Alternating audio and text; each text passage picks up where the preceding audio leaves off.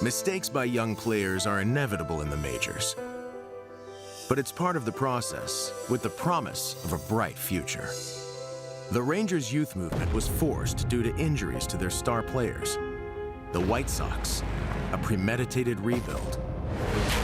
In the end, it presents an opportunity for names like DeShields, Abreu, Profar, Moncada, Kiner-Falefa, and Anderson.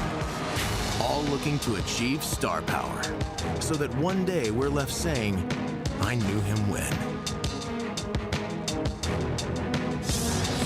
We are here in Chicago, the third leg of one of the longer road trips of the year for the Rangers. Opening game in a 4-game series with the White Sox, a White Sox team that has struggled mightily, and in particular, here at home. Welcome into Guaranteed Rate Field. I'm Dave Raymond alongside Mr. Ranger Tom Grief for the opener of this series tonight. Bad news for the Rangers. They're coming off that split in Seattle, feeling good about that. But Cole Hamels scratched today for a stiff neck. On the other side of that, more good news, I guess, as you can look at it, is Doug Fister, because of the off day on Monday, pitching on regular rest. Yeah, I don't think it'll be any problem from Doug. The Rangers knew this yesterday, so he had time to plan for this overnight. We're going to do a little comparison for Doug in his first 5 starts, 1 and 2 with a nice ERA of 2.88. Last 2 starts haven't gone quite so well. He's 0 and 2 in those starts. They've come against the Red Sox and the Astros, 2 of the best teams in the American League. Career against the White Sox, he's started 12 times. His record is 4 and 5 with a 4.19 ERA. All right, so Fister gets the nod again. Regular 4-day rest for him shouldn't be a major issue. For a little more on Doug Fister, though, let's check in with Emily Jones. Yeah, we all know about Doug Fister and his quick delivery. He doesn't take a whole lot of time in between pitches, which is great for the defense. It's also great for his catcher. Robinson Chirino says that he loves the routine that he gets in and the rhythm that he gets in when Doug Fister is on the mound. He said he does have to modify things a little bit, though. He starts throwing down the signs even before the batter gets into the box. And so he does have to modify things slightly when Doug Fister is pitching, but Robinson Chirinos welcomes that pace, and of course, too, so does the Rangers defense, guys. Yeah, thanks, Emily. And today, even though this is a White Sox team that has struggled, there are some hot hitters in this lineup, and Jose Abreu chief among them. Yeah, Jose Abreu is the one veteran in this lineup, and he's a good one. He's an all-star caliber player. You don't know as much about him playing here for the White Sox, but this guy can hit. In his first 4 years, he's averaged 300. In all 4 years, he's had at least 25 home runs and 100 RBIs, and he's been hot lately. In his last 10 games, he's hitting 366. From the leadoff spot, Yoan Moncada has been one of the most highly touted young players in all of baseball. He's been hot himself, hitting over 300 in the last 3 weeks. Combination of speed and power out of the leadoff spot. His .857 OPS out of the leadoff spot, 4th best in the American League. Yeah, they've got some very interesting players in their lineup, guys who have been hitting the ball pretty well lately. You know, one thing is you want to be in your seat when this thing starts. At top of the order to Shields and Chu. Well, there might be a reason that they get off to a good start tonight. In the spotlight when we come back. Rangers baseball is brought to you by Ford. Visit your local Texas Ford dealer today. Ford is the best in Texas. By Budweiser, a legendary lager for legendary moments. Rangers fans, this Bud's for you. And by South.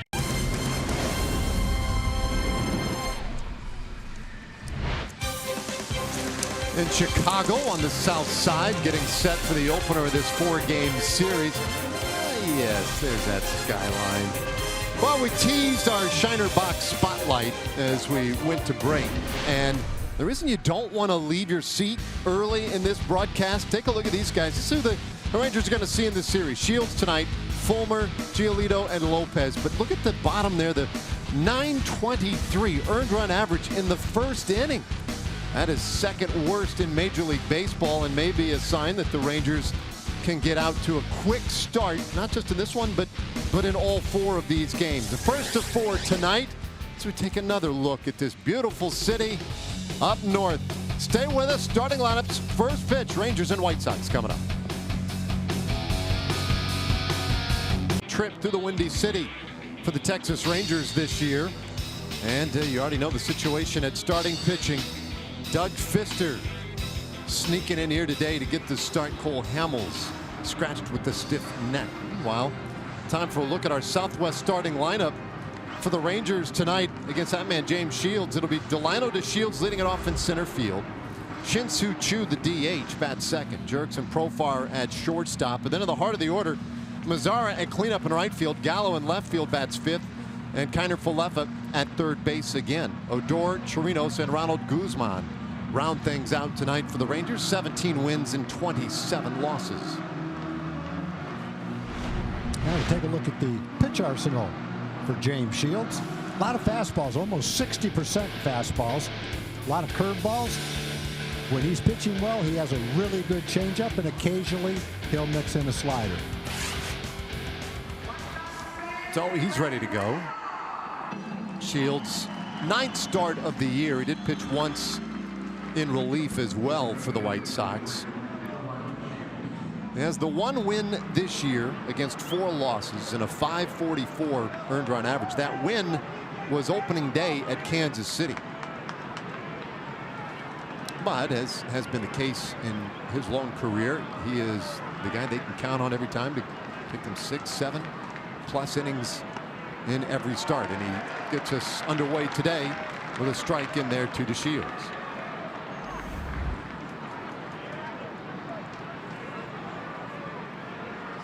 You see Delino's numbers. This is 25th game of the year. And like a lot of Rangers hitters right now, when you look at the overall numbers, you know, you might be slightly moved by one item or another.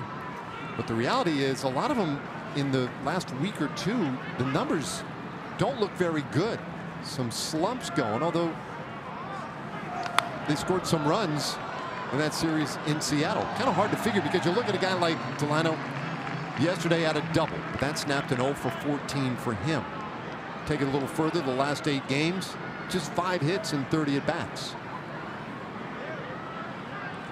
We'll put some pressure on Banny and company. Figure out ways to get creative, try and score some runs, give those pitchers a shot. 1 and 2. Pretty good slider right there from James Shields. I remember when it was big game James Shields in the old days when his fastball was anywhere from 92 to 95, and he was more of a fastball changeup pitcher back then. He had to make a few adjustments along the way in his repertoire. His fastball doesn't have the same velocity that it used to. That happens to a lot of pitchers, and then you kind of enjoy the success that you're able to create by improvising, by utilizing your complementary pitches a little bit more. Been a little bit of a struggle so far this year, although his opponent's batting average is pretty solid at .239. 2 and 2 to Delino.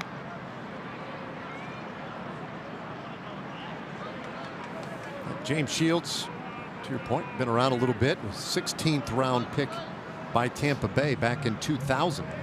Came up with the Rays, made his debut 2006. Pitched in some really heady years down there in Florida, and he strikes out to Shields looking to start the game tonight. I said his velocity is down, and he popped that last one right at the knees, right at the lower part of the strike zone at 93 miles an hour. So there's still a little bit left in the tank. Pretty good pitcher's pitch right there. Delino not too thrilled with the call, but Shields threw it where he wanted to.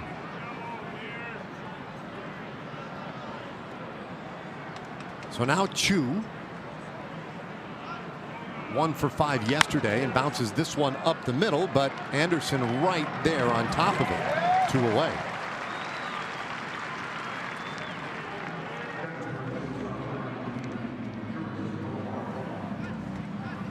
Take a look at the defense for the White Sox. Nicky Delmonico is in left. Leury Garcia, former Ranger, is in center field. Trace Thompson is in right field. In the infield, it's Yomer Sanchez at third. Tim Anderson's at shortstop. Yohan Moncada is at second. Jose Abreu's at first. And behind the plate is Wellington Castillo. Well, base is empty for Jurickson Profar. Jurickson with a .231 average. Had a double yesterday. The Rangers win in the finale in Seattle. 6 for his last 21, though, on this road trip. And he takes a strike. It's 1-1.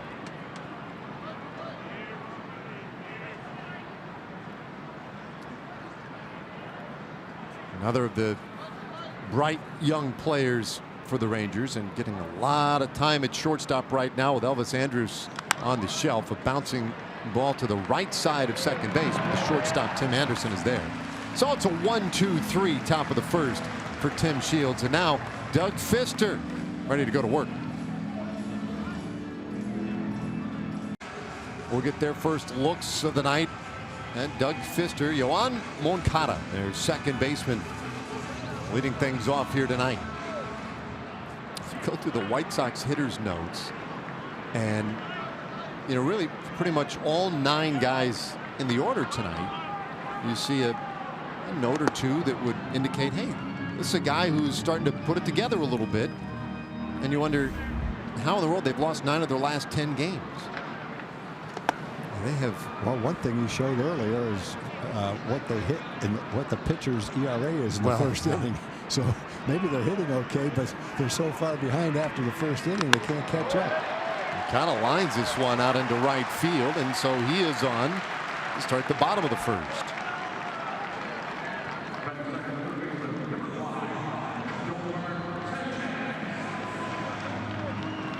All right, well, the rest of the White Sox lineup.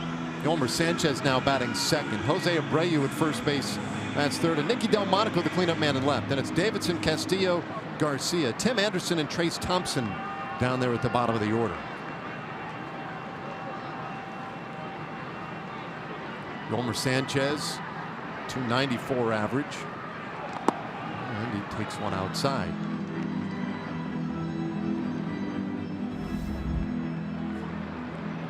Now here's the guy that last 12 games hitting .354. Just as an example, one of those little tidbits that you dig up. 17 hits and 48 at bats. So the month of May has been good to him.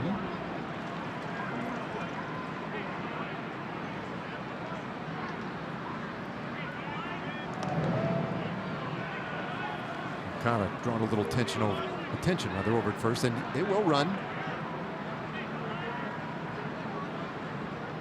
White Sox have run and done so aggressively and with a decent amount of success.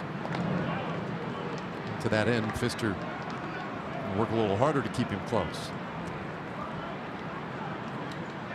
Kind of has 4 steals. Moncada's been one of the top 2 or 3 prospects in all of baseball the last 2 or 3 years. He's got that combination of speed, power, hitting out of the leadoff spot. And the last 3 weeks, he's been hot. Stolen bases, the White Sox have been right at the top of the league most of the season. They're tied with Seattle right now with 32 stolen bases. There's a strike. That'll even things up at 2-2 on Yolmer Sanchez. When the White Sox made a lot of their trades over the last couple of years, they did so with the future in mind. They traded veteran players for young players, and they got some of the top players in all of baseball, 5 or 6 of the top 100, as a matter of fact. Moncada was one of them. He came from the Red Sox. So they have high hopes that he'll anchor the top of their order for many years to come. He got his call up last year in July 19th, and really did a nice job. He takes off, and there's a fly ball out to center field. So DeShields will get there underneath that one. And Moncada has to return to first, 1 away.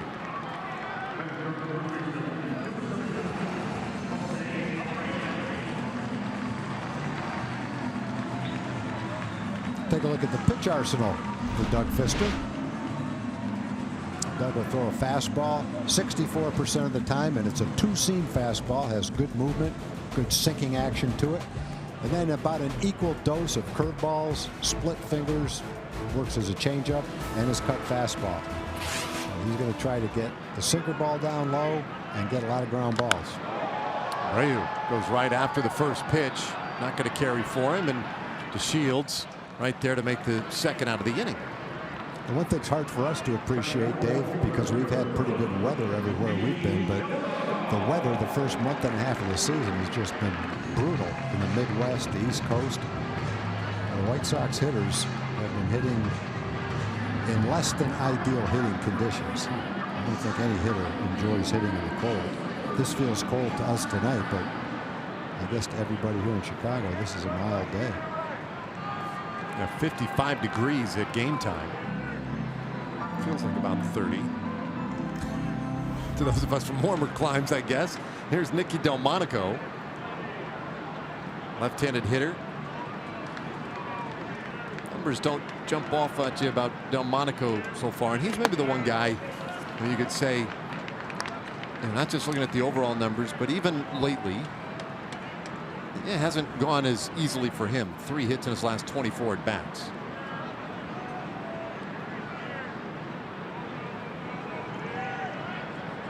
Pfister from the stretch, and it's 1-1.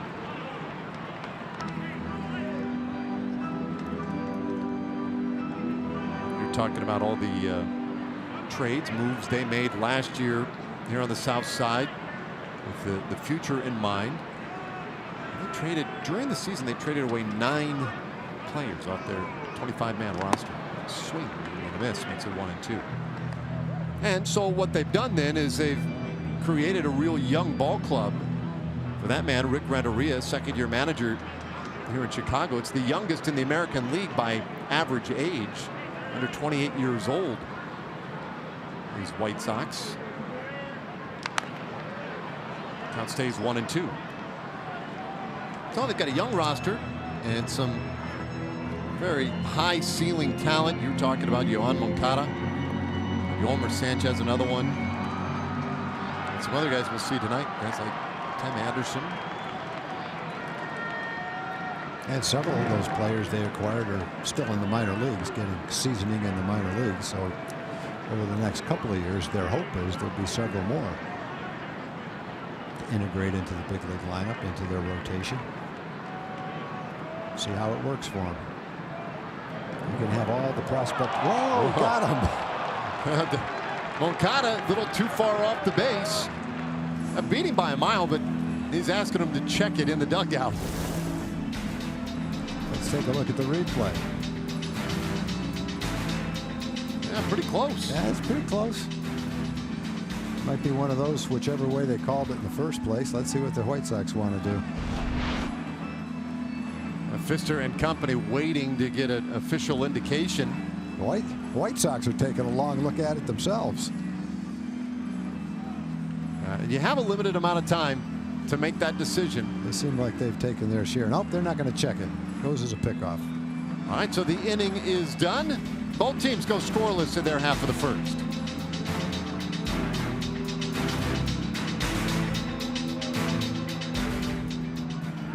Season full of injuries for these Texas Rangers, but some good news coming from the injury front today involving Mr. Elvis Andrus, who was actually involved in baseball activities for the first time since hurting his elbow, or since breaking his elbow. He did some light drills as far as throwing, catching with and without the brace. And talking to Elvis afterward, he said he was more nervous today than he was for a game because he was just anxious to see how that elbow would respond. So far, so good. Still June 11th before he can come off the DL, but definitely a positive sign today, guys.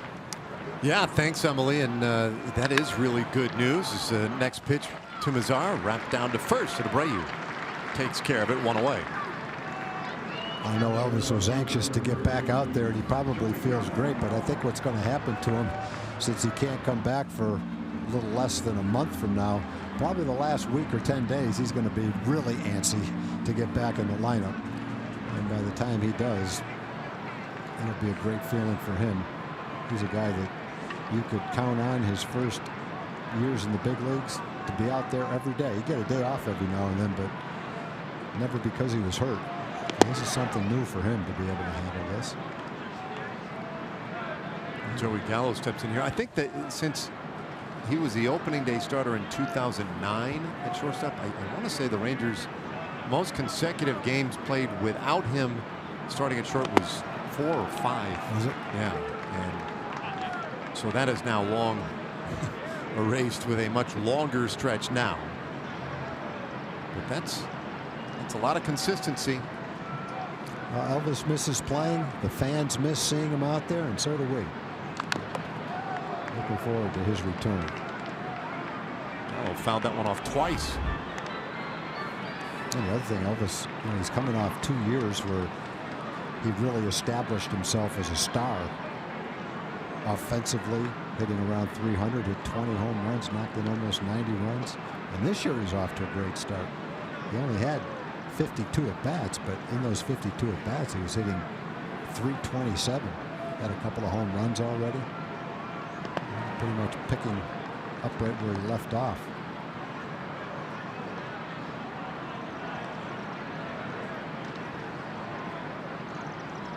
One of a handful of surprising, very big injuries in this first half for the Rangers. And there's a swing and a miss. Gallo strikes out, 2 away. Checking again with Emily. And also some big news for Elvis as he and his wife Corey revealed that they are expecting their second child, which will be born in the offseason. So congrats to Corey and Elvis. Really? And Elvis Emilio, who will be a big brother. Yeah, that's the big news. That's a guy who really has a lot to look forward to. This little fella.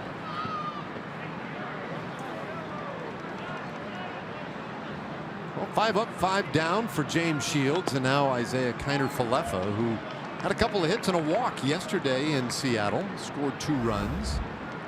In fact, that was a great series for Kiner-Falefa. Just 2 games, but he was all over the place. Well, Shields, in his last 6 appearances, 5 of them were starts. 1 of them was a short relief appearance. He's 0-4 with an ERA over 6. He looks a lot better so far in this game after 5 batters than he has his last 5 starts. Pretty sharp with everything today. Sharp with his fastball and his off-speed pitches. Kiner-Falefa takes a cut. He's been getting it in play against right-handers, 6th in the majors with that percentage. That's a really high rate. He swings here, he puts it in play, and that's a base hit. So he keeps that little trend going. And Kiner-Falefa, first base hit of the night, first base runner for the Rangers.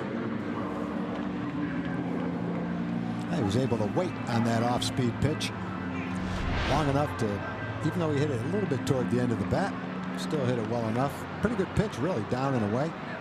Curved ball, hit it well enough to sneak it over shortstop into left field for a 2-out single. If the Rangers put him in motion at all, with 2 outs and nobody out, one man on. Isaiah with a couple of stolen bases, not going, and Odor takes one low for a ball.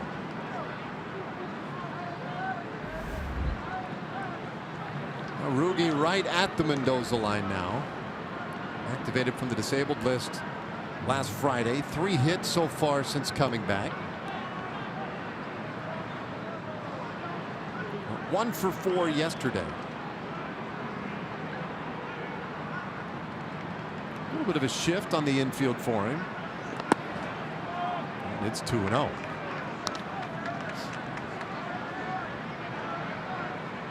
Dropped down a bunt for that hit yesterday. And with these shifts, more and more, that becomes the topic of conversation. I bet bunts are talked about more today than ever before, even though they're the least used weapon in anybody's offensive arsenal. They get more conversation just because of these shifts.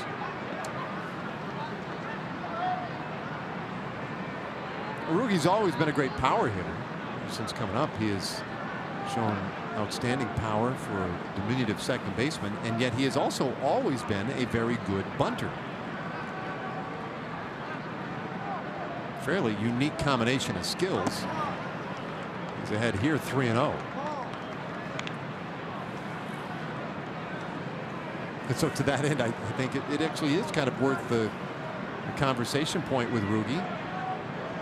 Because he can do it so well. You know, you talk about it with guys like Gallo and say, well, but that's just not what he does. He doesn't bunt. He may not be real comfortable doing it. We do know that Odor has done it a lot in the past and with pretty good success. He's taken 3-0, and that's a walk. No, Shields way off the mark. 5 up, 5 down with a couple of strikeouts, and then after kind of Falefa singled to left field, Odor walked on 4 pitches. A couple of them weren't even close. The look on his face says everything, but you look at that number right there. Worst walk rate for any team in Major League Baseball. Nearly 12% for these White Sox pitchers. You look at some of the numbers for the guys we're going to see in this series. Lucas Giolito, 41 2/3. He's walked 32 batters in 41 innings. Fulmer's walked 19 in 30 innings. A couple of young guys getting a chance to have some on-the-job training at the big league level. Having a hard time locating home plate so far. In fact, after that 4-pitch walk to Rugi, he goes 1-0 on Robinson Chirinos.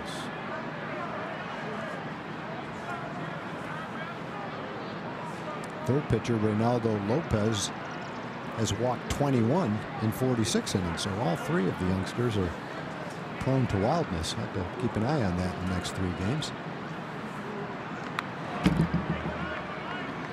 1-1 the count. Chirinos walked yesterday. Probably wasn't in the lineup yesterday. Came in as a pinch hitter.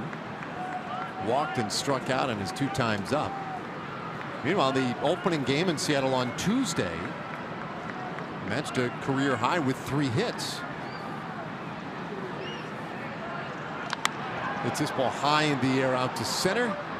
Garcia, though, with a ton of room, and the inning is done. So the Rangers leave a couple of them out there. We've played 1.5 so far tonight. No score.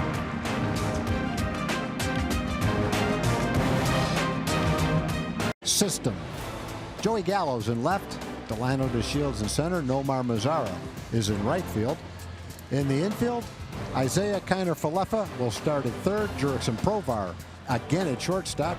Rugi's at second. Ronald Guzman, the Condor, is at first base. And behind the plate is Robinson Chirinos. Well, here is Nicky Delmonico. He was at the plate when Moncada was picked off in the first inning. Pfister goes right after him very quickly, and the count is 1-1. Delmonico, mentioned earlier, one of the guys who off to a slower start for this team. Last year, in just 43 games, he hit 9 home runs. He's got some power.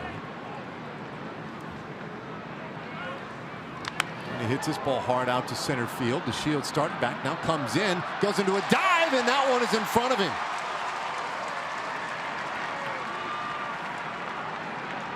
Well, he looped back on it, maybe feeling that Delmonico hit that one better than he did.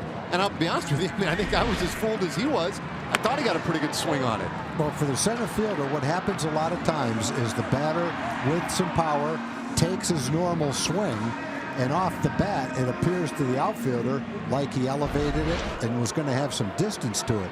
But he hit it a little bit toward the end of the bat, which kind of deadened it, didn't jump off his bat. And it was turned into like a lazy little pop-up to center field instead of a ball that's hit solidly to deep center field.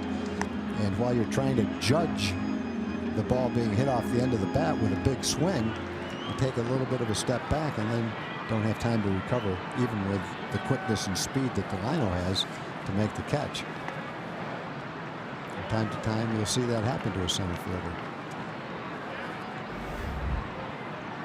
More so than left and right.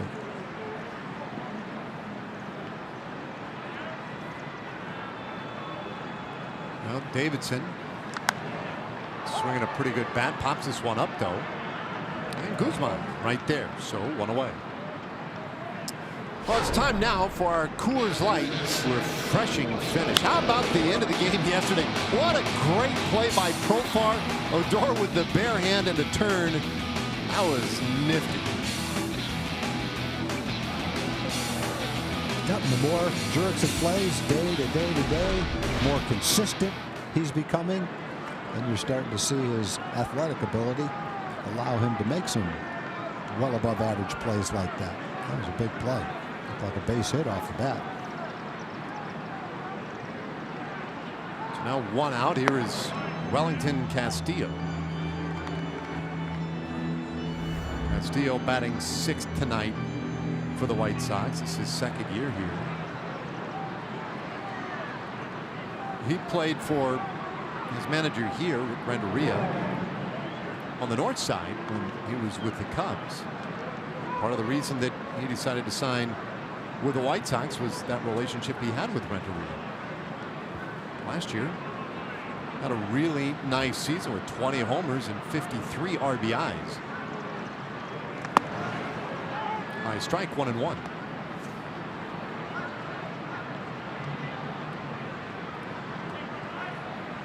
Pfister likes to work pretty quickly.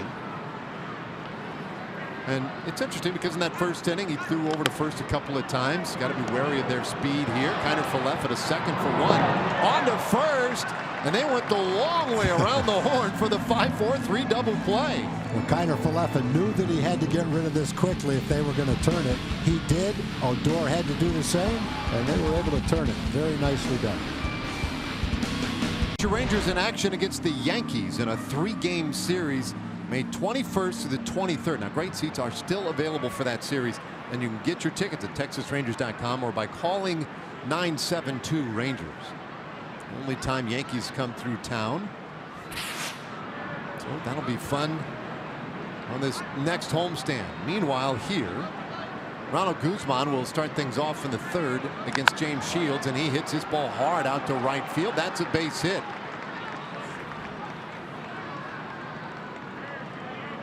So right before we got to this 3rd inning, real nice defensive play to get us there. Well, it was going to take a quick throw, which Isaiah did, and an accurate throw. Rugi had time just barely to get out of the way of the base runner and get it to first base. Took a little bit of advantage because it was the catcher running, but that doesn't take anything away from how nicely they turned that. Had to do it as quickly as they could to have any chance, no matter who was running.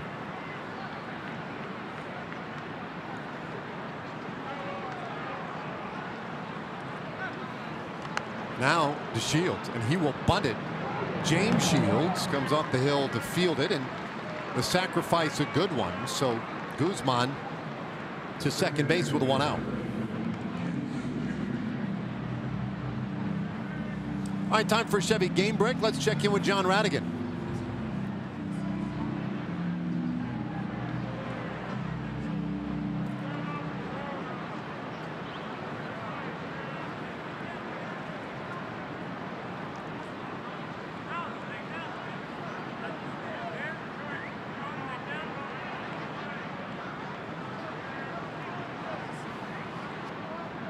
All right, thanks, John.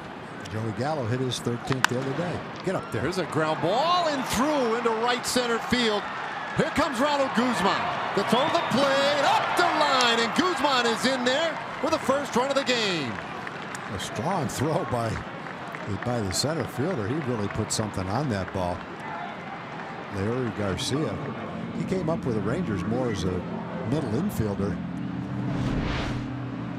But the ball by Chu just evades the defensive player. They're shading him a little bit. Can't quite get to it. And watch Garcia come in and fire this ball. Ronald Guzman needed every bit of the speed that he has to sneak in there on a base hit by Chu. Oh, good start for the Rangers. So 1 out and Chu at first. Profar up there, and he'll foul this one back. So a run scores set up on that sacrifice by Delano to Shields.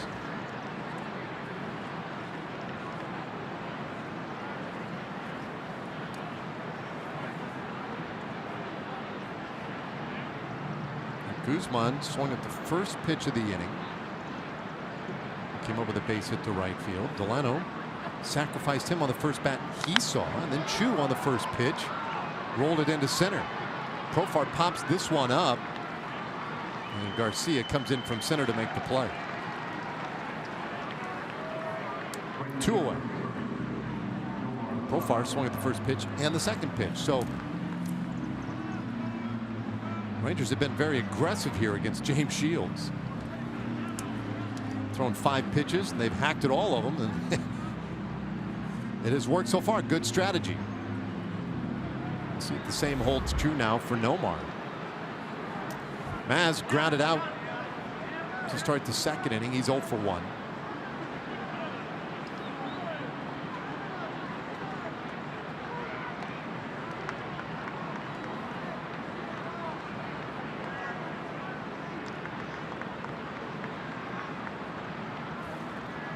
Zara in double digits in home runs this year. Ian Gallo.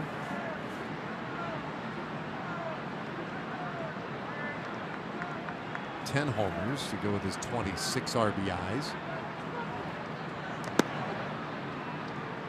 And he does not swing at the first pitch. Take a look at the hot zone for Nomar this year.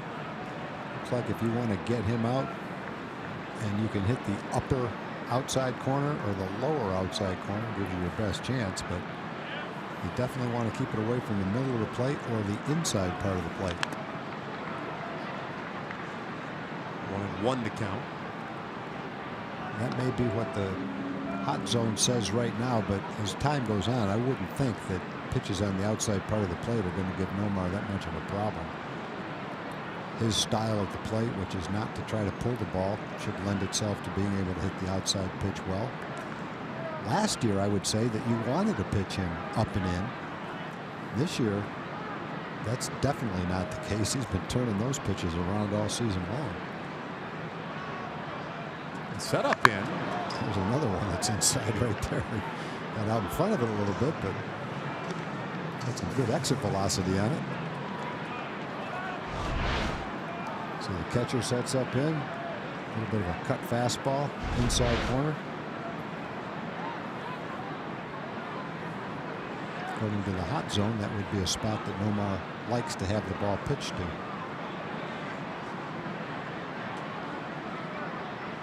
He's swinging with a lot of confidence these days.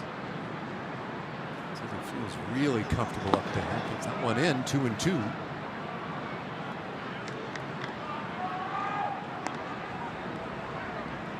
Problem is the last 4 games, just 2 hits and now 19 at bats. You take a sample of games that small though, and that doesn't necessarily tell you everything. The guy could be making real good contact and just not have him fall in. And mostly you're concerned with how the guy feels up there.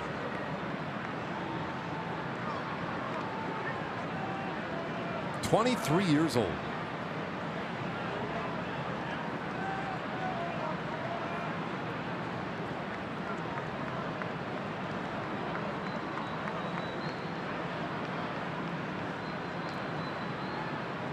Shields and Castillo pretty deliberate in deciding what to do here. Now a bouncer, and that one right near second base. So Moncada takes it to the bag himself. The inning is done, but the Rangers get the first run of the night. They lead 1-0.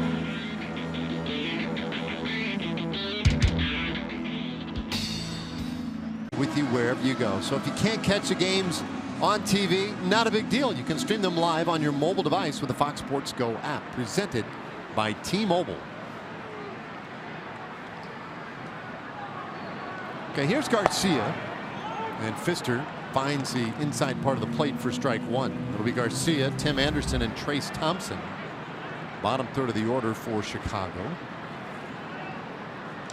And this one lined by third, and a base hit for Garcia. And for the 3rd inning in a row, the White Sox get a leadoff single.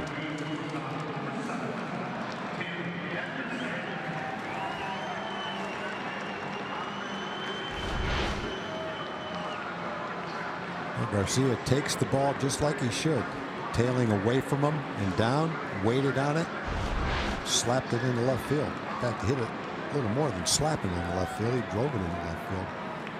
After the leadoff hit in the 1st inning, a couple of fly balls and then a pickoff of Moncada got Doug Pfister out of the 1st inning. And then in the 2nd inning, double play by Wellington Castillo got him out of the inning. We'll see if he can duplicate that here in the 3rd. After a leadoff single. Well, tough to double this guy up. Not that there might not be a double play in this inning somewhere else, but Tim Anderson, a very speedy shortstop. 1-1 the count. 24 years old. He was a first-round draft pick in 2013.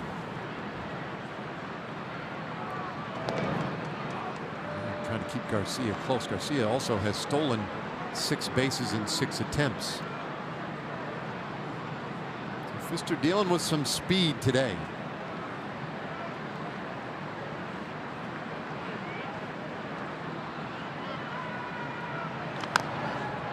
One and two the count.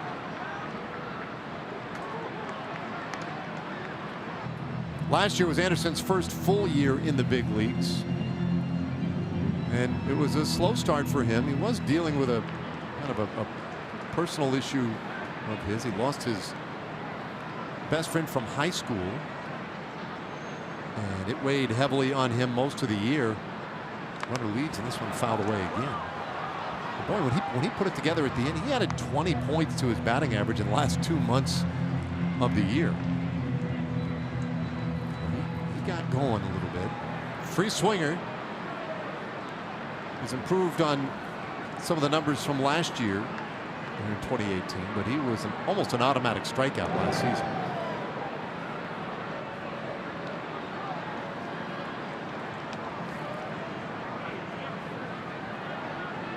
Fister ahead of him here, 1-2.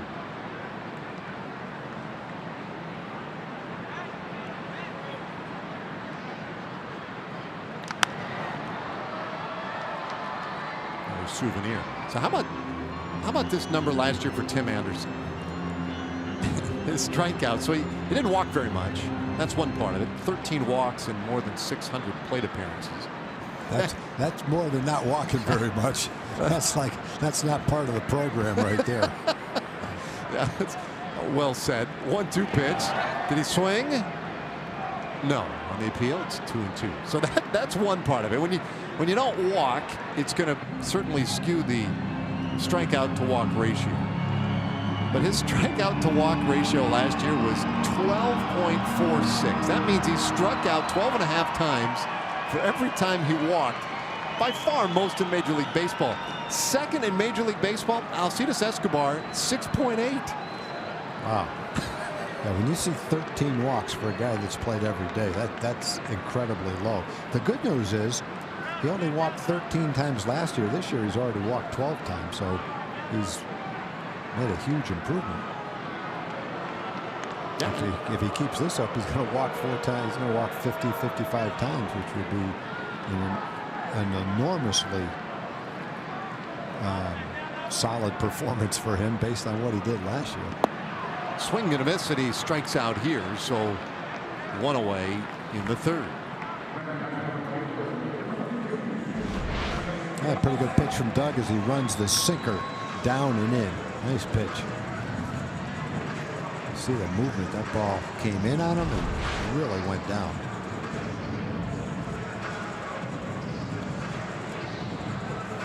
So that's the first strikeout tonight for Doug Fister. That brings up the 9th place hitter, Trace Thompson. Oh, Doug yanks that one wide.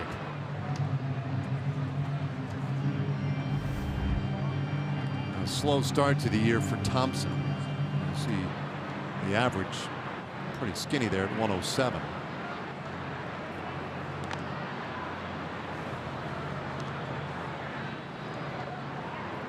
Keep a close eye on Yuri Garcia.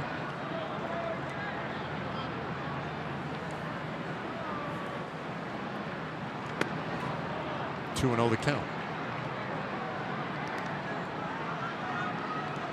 Thompson from a very athletic family.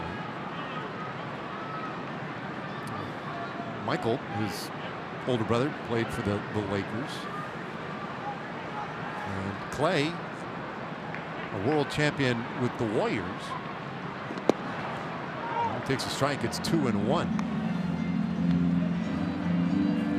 So I think when you have, two brothers who maybe are that level at any particular sport, I'd say Trace Thompson did kind of what I would do, right? I would find my own thing, my own little niche to carve out. It'd be hard to stand up to those two guys.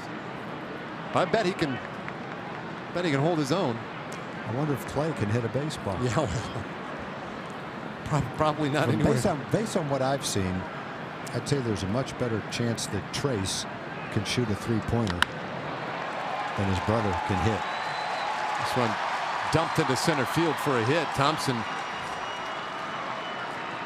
with his first hit of the night, 4th of the evening for the White Sox.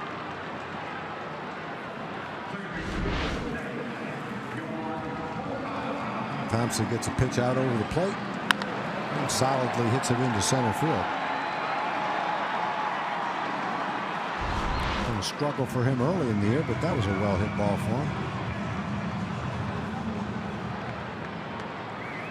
So a couple of base runners now, and Yoan Moncada, the leadoff man to the plate. Moncada had the base hit in the first, and he takes inside here. All right, our Kubota power stats tonight. Doug Fister with runners in scoring position, a 182 average. That's the lowest on the team. In fact, 6th lowest in the American League. So he's done a really good job working out of the stretch in spots like this.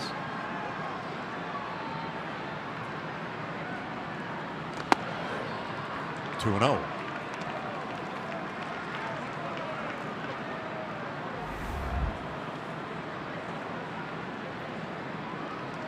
Kind of a guy last year who was also oftentimes a victim of the strikeout.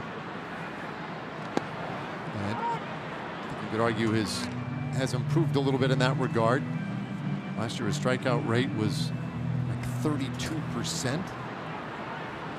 It's pretty steep. Now he's got 50 strikeouts this year. Pretty steep this year too. I'm not sure what the percent is. You know what? It's going to be right in that same neighborhood. Might be higher. Might be.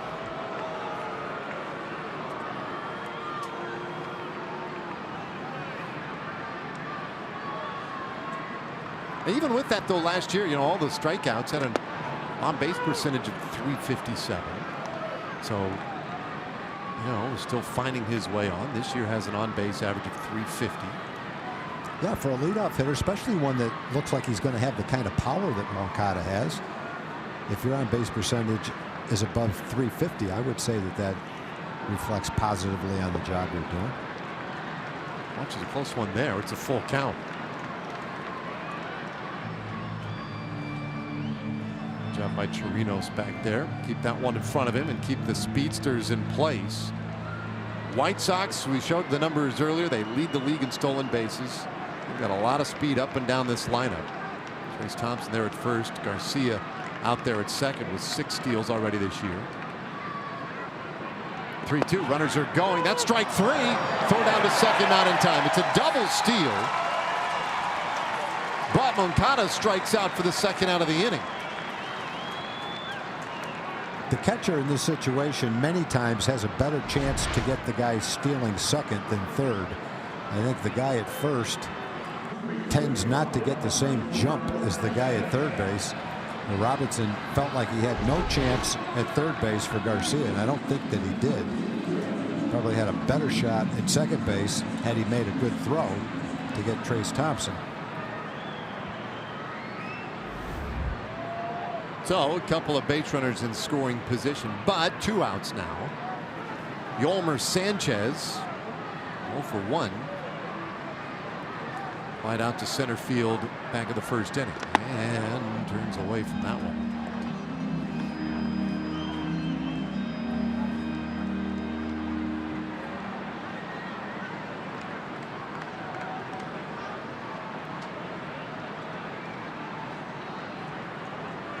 Sanchez is 25 years old, and he swings and misses.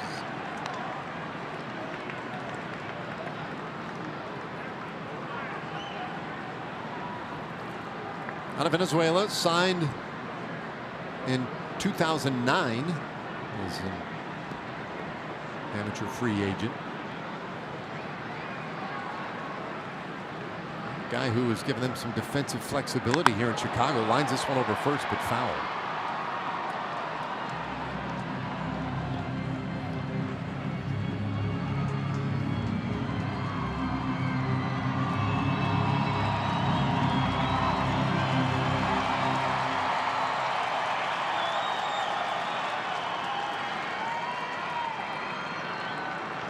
Garcia at third, Thompson at second base.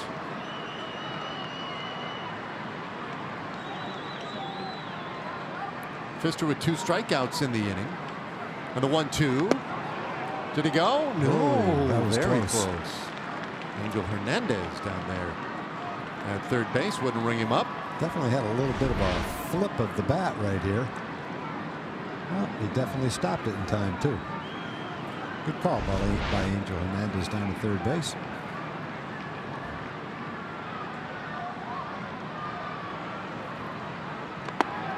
That's strike 3 called, and Pfister strikes out the side in the third, and he strands 2 runners in scoring position. Well, he did get the call on the check swing, but he dropped the curveball in right on the inside corner for strike 3 to end the inning. Kiner, Falefa, and Odor. Joey 0 for 1, struck out in the second inning. And James Shields, first pitch. There's a bunt, third base side, but foul. All right, so there was. Put the whole world on the right side. Gallo sees a base hit just waiting for him over there. And looked pretty comfortable. I love to see him try it. He'll get more comfortable as the season goes on. And leading off an inning, close game like this, it's not a bad idea.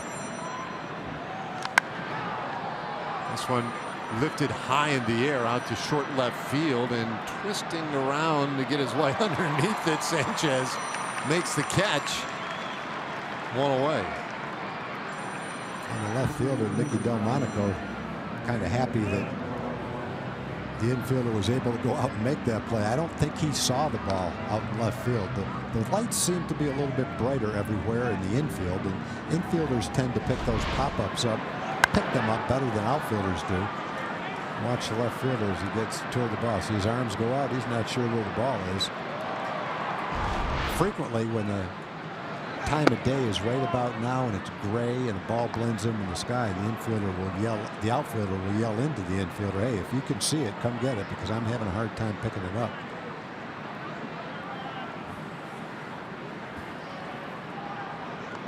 Kiner, Falefa takes inside, 2 balls and no strikes. Isaiah had a base hit in the second.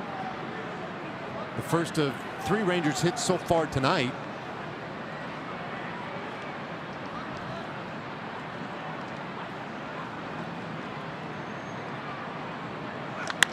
And he hits this one well out to left field, but Delmonico sees this one, and there are 2 gone. Hey, don't miss the T-Mobile Friday fireworks on Star Wars weekend. Coming out to the ballpark on May 25th. The Royals and Rangers is our ball game, and then afterward, one of those great post-game fireworks shows set to the music of Star Wars. Fans can get $16 upper reserve tickets for the game thanks to Fox Sports Southwest and T-Mobile. Just go to TexasRangers.com/specials. Purchase your tickets for T-Mobile Friday fireworks on Star Wars weekend.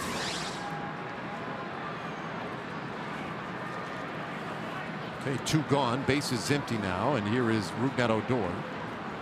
Walked in the second inning, and looks like he was thinking about a bunt. If Rugi could lay the bunt down every time that he laid down yesterday against the left-handed pitcher, he'd have as many bunt hits as he wants. That was a perfect bunt. And right now, if he can get it by James Shields and bunt it towards second base, the only guy that's got a shot at it is Anderson, who's playing right near second base. And if he can make Abreu go to his right and field it, then he's got a pretty good chance to beat Shields to the bag, if that's what he chose to do.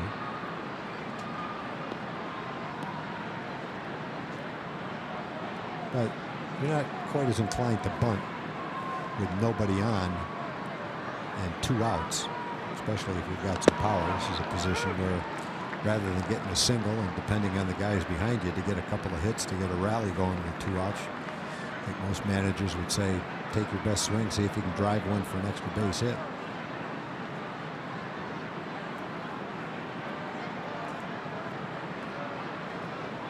Now, if you can bunt for a hit and steal second base, that's like hitting a double. That's true too. Odor strikes out swinging. 3rd strikeout for James Shields, but the Rangers still lead 1-0.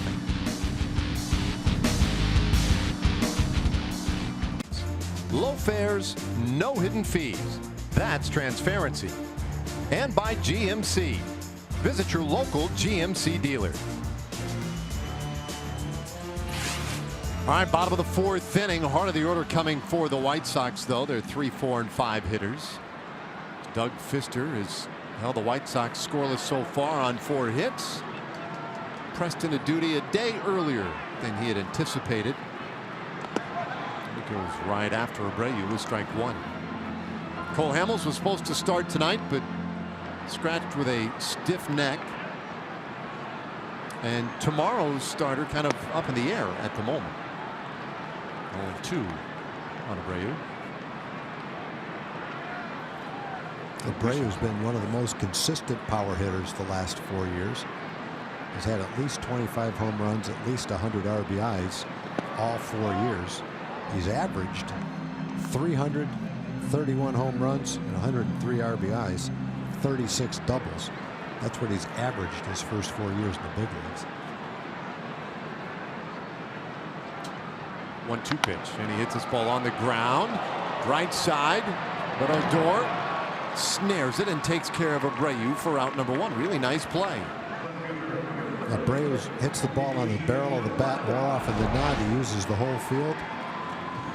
Behind in the count, going to right field, and Ruby takes a base hit away from him. Not only did he have to go far to his left, he had to catch this last hop right there.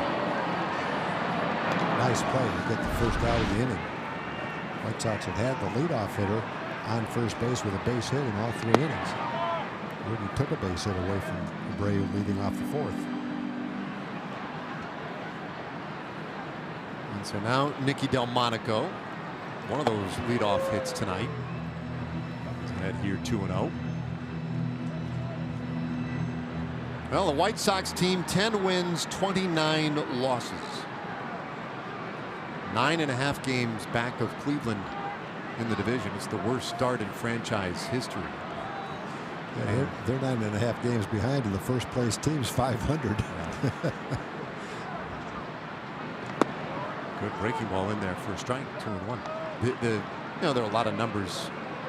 You look at Rick Renteria and what he's dealing with right now. There are a lot of numbers in a start like that that are kind of amazing. Line drive to second. Odor hauls it in. 2 away.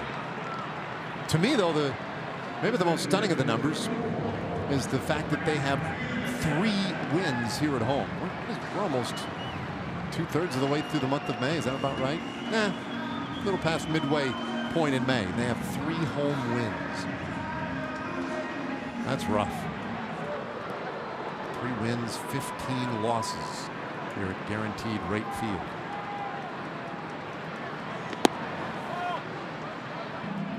Matt Davidson. So last year, this White Sox team, they traded away 9 players from their 25-man roster, and they lost 95 games. That's a tough way to go in your first year. Renteria, though, I think widely regarded as having handled it very well, kept it real positive around here. They've tried to foster the young players. And, you know, from the outside, I'm sure there's frustration here among the fan base on the south side of Chicago. But from the outside, I think a lot of people see that there's some good young players on the way, and you could see where the White Sox could be a real threat in the next couple of years. 2-2. Fister just missed.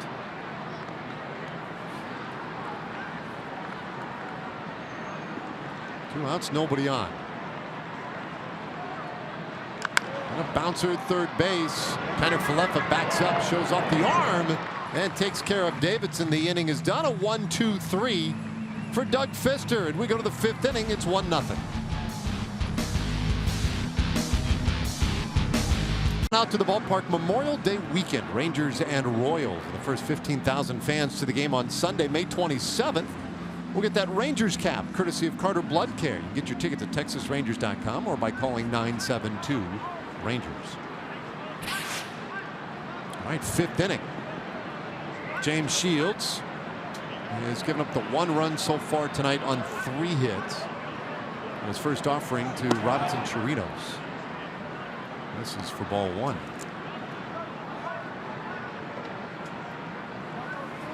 Robbie hitting 193. Well, how about this right here? Another shift on a right-handed hitter. I mean, that's a pretty decided shift. Yeah, that's a shift all the way around, too. That's the infield shifting over and the outfield way over as well. Everything about that shift says pull hitter on the ground and in the air.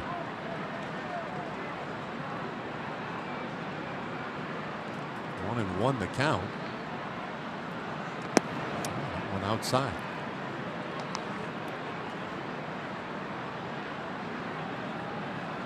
So when we started seeing these shifts, now we're going back now some years, maybe even 10 years, when you'd see it occasionally to left-handed hitters. I always figured that was a little bit of a tip-off on how you were going to be pitched. But I say that, and Shields was trying to carve off a little part of the outside corner that time. Here comes a 2-1, and they do come inside. 3-1.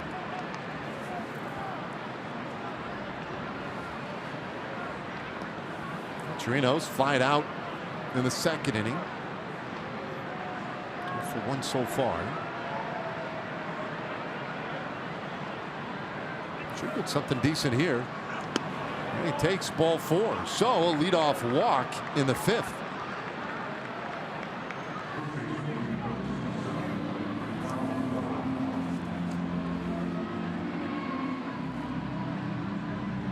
Now Ronald Guzman had the base hit to start the 3rd inning and eventually scored.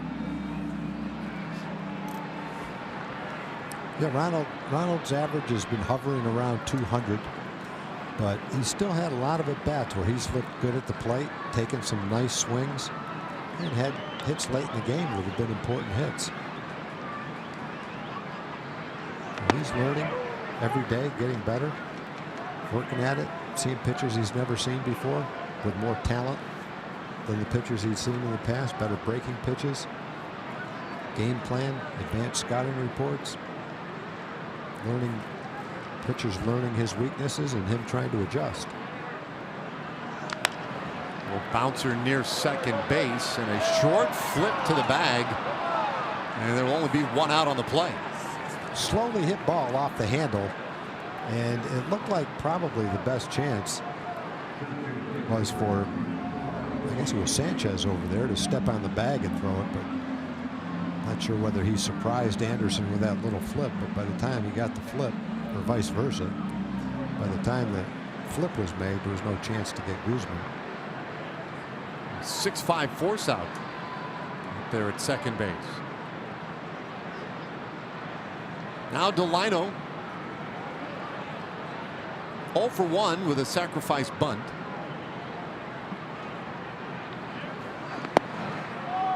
He takes ball 1.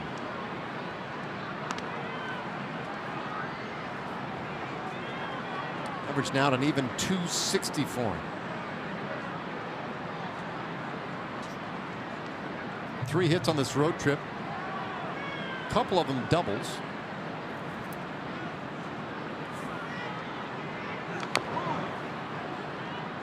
One and one. Now before the game today, a ceremonial first pitch. Look at that young lady right there, Diamond DeShields. She was the 3rd overall pick of the WNBA draft. Going to play for the Chicago Sky. Delino says, yeah, that was good. Thumbs up. Way to go. I've seen a lot of basketball players throw out the first pitch, and I haven't seen one guy yet throw the ball anywhere close to the way she just threw the ball. Very natural looking. So I think from now on, when we see basketball players throw, instead of saying threw like a girl, they'll say threw like a guy. Ooh, potential double play gets away. DeShields heads for second. And he's in scoring position now. Can't assume the double play. Well, everything looks good except the throw. The throw was to second in plenty of time. The throw back to first was just bad all the way. Anderson gave a good feed. So it's a fielder's choice. And then an E4 allows Delano to take second. Guzman raced out there on the bases on the force out 6-4. So Chu with a base hit here could add a run. Have you seen John Wall throw? Yeah. That was pretty bad. That's pretty bad.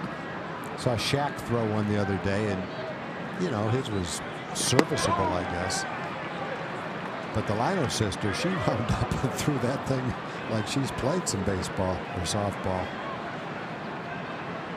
And if I had to guess, I'd say she's probably played a lot of it. Yeah, probably has. Definitely played some catch with her dad, probably with her brother as well. But that was a serious first pitch. The error, by the way, is an E3. This one comes inside 1-1. So they charged the error to Abreu at first. Just for those of you trying to keep an accurate book.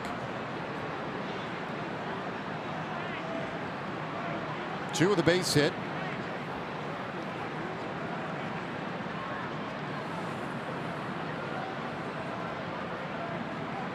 The 1-1. I'm always amazed when you see an elite athlete in another sport throw out the first pitch and look like they've never thrown a ball before. You would think even in their sport, unless maybe it was soccer, but you would think they would have picked up the ball like in basketball and thrown a baseball pass occasionally. Yet when they throw a baseball, maybe it's because the ball is so small in their giant hands. I don't know, but some of them look like it's the first time they've ever thrown a ball before. Baseball players, on the other hand, no matter what the other sport is, for the most part, a baseball player looked like a basketball player if he shot a ball, looked like a football player if he threw a ball. I think baseball is the toughest sport other than hockey for an athlete in another sport to try to duplicate. There's plenty of baseball players who on the basketball court would look just like a basketball player. I mean, just like a good basketball player. Well, Chu strikes out swinging to in the fifth inning. Rangers leave a man in scoring position. We're halfway there tonight, 1-0. The matriarch of the DeShields family, and a big night for you, Tisha, as you're able to be here to watch your son Delino play and Diamond throw out the first pitch. You got to see the video because you were a little late to the game, but what's this experience been like for you? Well, it's surreal. Their entire career has been surreal. We just take it one event at a time. I think that if I were able to process it all, I'd be overwhelmed. So we just enjoy the moment as the moment presents itself. So Diamond whizzed that thing in there. We want to know where she got those throwing abilities. You know, I'm not sure. You know, she's always had a tremendous arm. I mean, from middle school, she was throwing the football in between in halftime of football games. So she's always had a tremendous arm. I will say this. I've asked Delino many times where he got his speed, and he immediately defers to you. There's some serious athletic genes going on in this family. Absolutely, absolutely. And just for the record, if he said I was the one that was responsible for the genes, just know I was the one that sent him the check. So you're paying him to say that Yes, stuff? yes, yes. It's working, I'll tell you that. Well, enjoy the rest of the night. Hopefully Delino will be able to pull out a win with a good luck charm here in the stand. Yes, absolutely. The best Mother's Day gift yet. Absolutely. Great belated Mother's Day, guys. Awesome. A little bouncer back up the middle. Nice stop there. And the juggle at first, but Guzman couldn't hold it. Garcia will go to second. Nearly a great play. A couple of times. Well, Doug couldn't get his glove back to field the ball. And generally you say to a pitcher, don't try to field it with your bare hand, but that's just a little bouncer. I think when Doug knew it was a fast runner, he knew he bobbled it, but he had a little more time than he took. He hurried the throw, and obviously it bounced far enough out in front of Ronald where he had a hard time picking it up. That was a hot potato by both of them. A little more time to make the throw than he anticipated he was going to have. Not a hard hit ball, so his hand should be fine. I take that quick check. Everybody okay? Well, that was very nearly a tremendous defensive play, and then it ends up with Garcia out there at second base. So a disappointing finish to it, disappointing result. And it represents the potential tying run.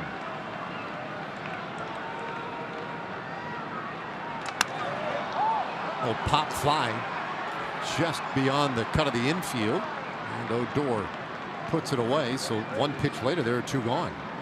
And Tim Anderson's at bat, a quick one.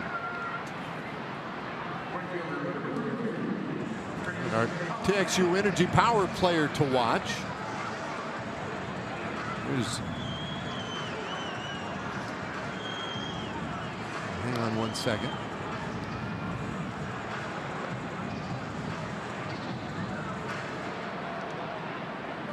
Pfister and Trace Thompson here.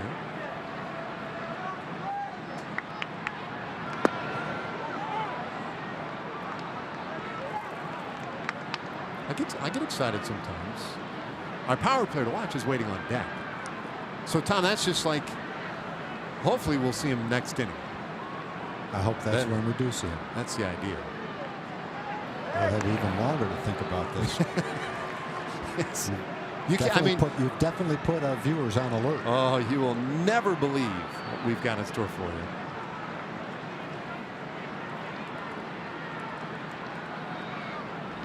Meanwhile, Thompson has a base hit. Comes up empty here, though, and the count is 0-2. It was fun to hear from Tisha DeShields. After the first pitch today from Diamond. It's amazing the athleticism in these families. Those families, so many superb athletes. And this guy at the plate, Trace Thompson, we talked about his brothers when he came up in the third inning. Clay Thompson right now in the playoffs with Golden State. Brother Michael formerly with the Lakers. It was outside, it's 2-2.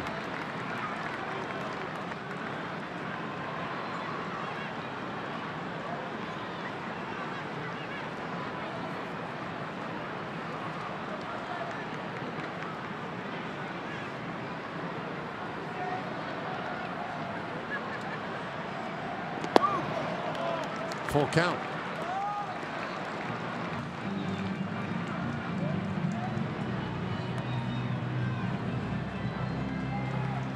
Pfister has not walked a hitter yet in this one tonight.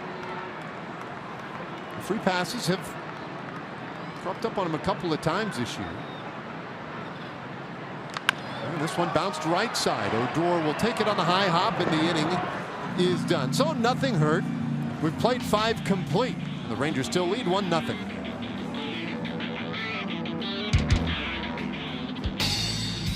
So the Red Sox a half game back of the Yankees coming into play today. Baltimore in a big time scuffle to start the year. 13-29 coming into play. Well, first pitch swinging. Profar lofts this into short right field, and Trace Thompson is there, one away.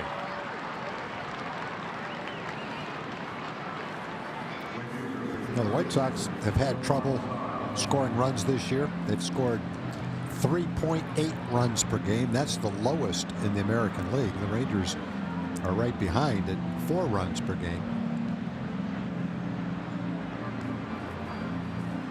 And so I guess it's not surprising you would see pitchers doing well. Saw it in yesterday's game. Bartolo Colon was tremendous. Pitched well into the 8th inning. Didn't give up a run. Yeah, Bartolo was, you want to say as sharp as we've seen him all year, but we saw him take a perfect game late in the game against the Astros. Bergman was just as good as Bartolo for 7 innings. He was untouchable. Below average fastball and a changeup was working pretty well for him yesterday. Zara shoots it foul, 0-2 the count. So James Shields so far has done a good job of handling the Rangers in this one. You know, a couple years ago he had a lot of trouble though with a big 60. There it is. His one and only home run.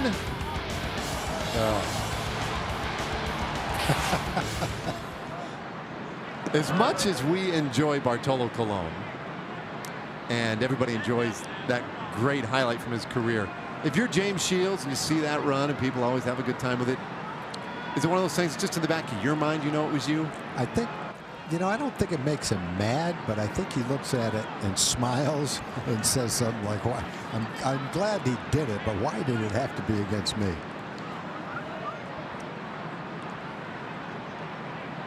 1-2. I saw, you know how it is with Bartolo, but after every outing he has, somebody carves up a new one.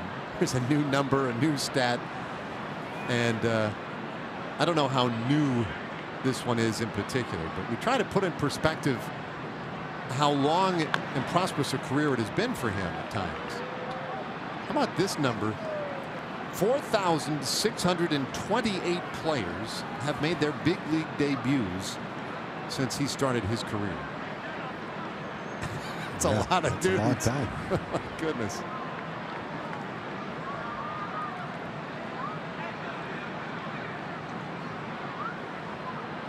Two on the way. And that's strike three called. Nazara down looking. 2 away in the 6th inning. Like Shields kind of came from a 3/4 delivery, almost not sidearm, but close to it, and just pounded that fastball right on the inside corner. Located exactly where he wanted to. Element of surprise right there.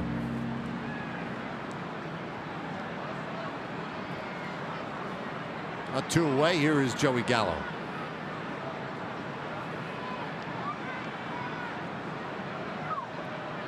Hitless in 2 tries against James Shields, and he takes up and away.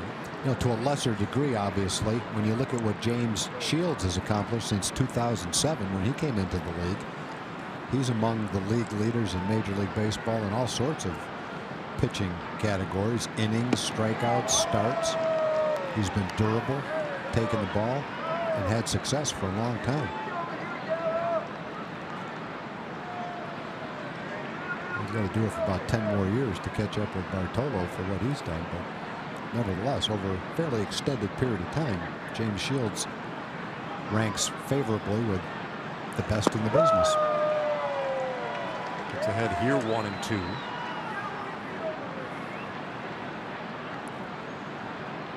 And there were some years in there too when he was running at his peak where he'd strike out 220 a year. And he was a decent strikeout guy. He's racked up well over 2,000 in his career. This one fouled away. Maybe not as big a part of the game today for Shields as it once was. And you were talking about the offense. He is getting no run support this year. And you look at the wins and losses for Shields, and nobody's going to have a good 1-loss record with his club this year so far. It's a swing and a miss, and there goes Gallo.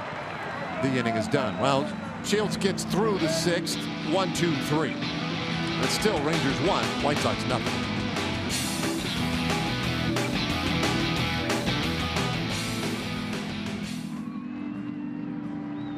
Dealer, and by LG OLED TV with AI BenQ.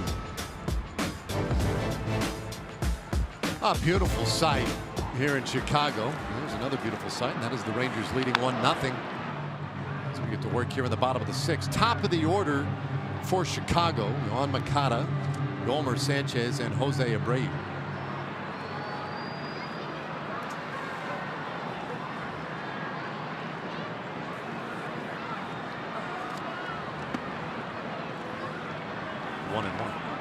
Tom, you might remember our TXU Energy power player to watch. Here he is, Yohan Moncada, averaging nearly 95 miles per hour exit velocity this year. Well, again, we talked about him as a leadoff hitter with speed and power. It pretty much shows the power to barrel up the ball that he has. Pretty impressive for a leadoff hitter.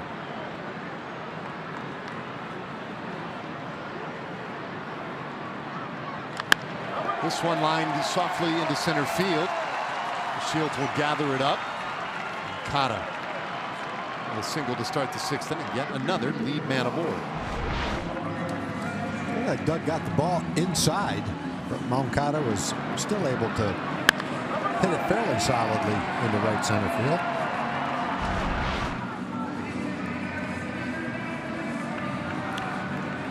For a little contrast, in the middle of this 1-0 game, Ethan, our stat man extraordinaire, gave me a little note. 39 years ago today in Chicago, Phillies and the Cubs played a 23-22 game back in 1979. This one lined to center. The Shields comes in to make the catch, and he's got a double play. The throw back to first, and Moncada hung out to dry. Another outfield assist for Delino DeShields. Yeah, not much you can do about that if you're the White Sox. Moncada is running on the play. It's a hit and run play. Yolmer Sanchez smoked the ball right straight to Delino, and all he had to do is lob the ball in, get it there, and make sure that Ronald Guzman could catch it, as Moncada was all the way to second base and had no chance to get back. A nice turn of events after the line drive single, and a line drive hit even better than the single. Rangers end up with 2 outs. Those are good for your pitch count. Speaking of pitch count, the next pitch will be Doug's 80th pitch, so a solid pitch count in this game. We're talking about Abreu, the one veteran on this team, an all-star. If there's one guy in the lineup where you might say, don't let this guy beat you, this is the guy in this lineup. It's this ball hard to center, and the Shields will have to take it on a hop. First hit of the night for Abreu. Yeah, he hits a lot of balls like this. He uses an inside-out swing, keeps his hands close to his body, and allows him to get the barrel of the bat on the ball. And a lot of times when he hits the ball to center field or right center field, the ball slices a little bit. And that's because of the angle that the bat hits the ball with that inside-out swing. The first pitch, a breaking ball in there for a strike. We've had 9 combined hits in this game by these two teams. All 9 hits are singles. And buried, it's 1-1 to Nicky Delmonico.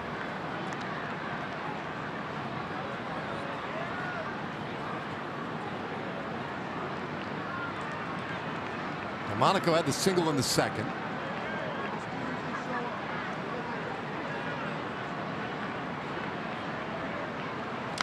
And hits this ball well out to right field.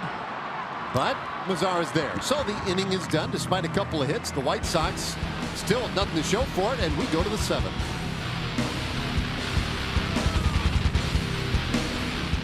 Look at James Shields, who has been outstanding in this ball game.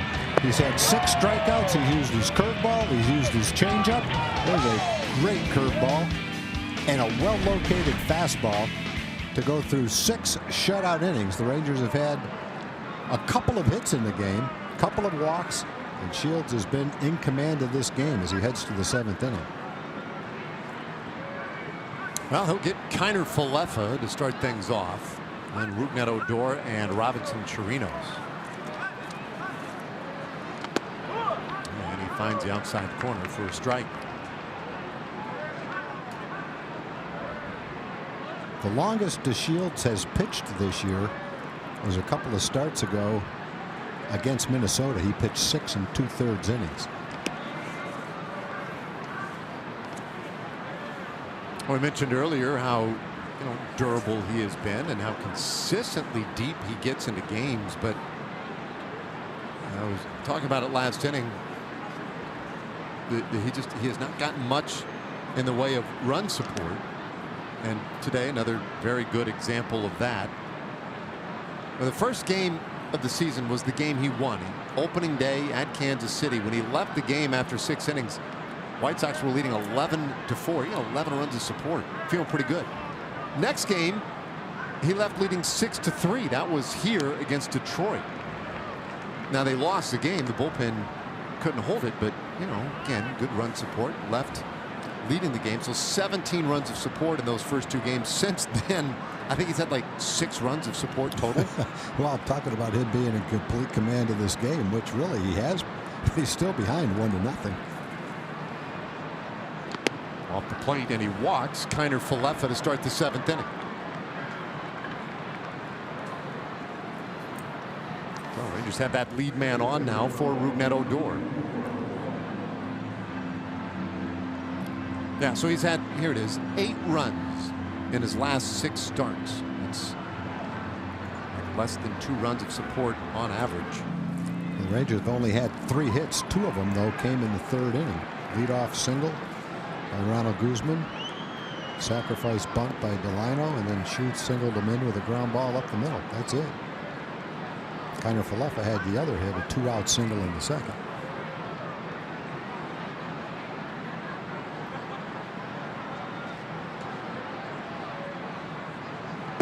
First pitch to Odor a little bit tight. Rougned 0 for 1. He has walked and struck out. For James Shields, that's kind of been part of the program for him in his career. Last year got a lot of run support, and despite the fact he didn't get nearly as many starts as he typically does, put up a good 1-loss record. Prior to that, though, no support. 2016. And that's second lowest in baseball as he deals in and goes to 2-0 on Odor. Cause for concern, perhaps. Castillo out there to have a little conversation, maybe slow things down a little bit for Shields. They do have activity out in the White Sox bullpen.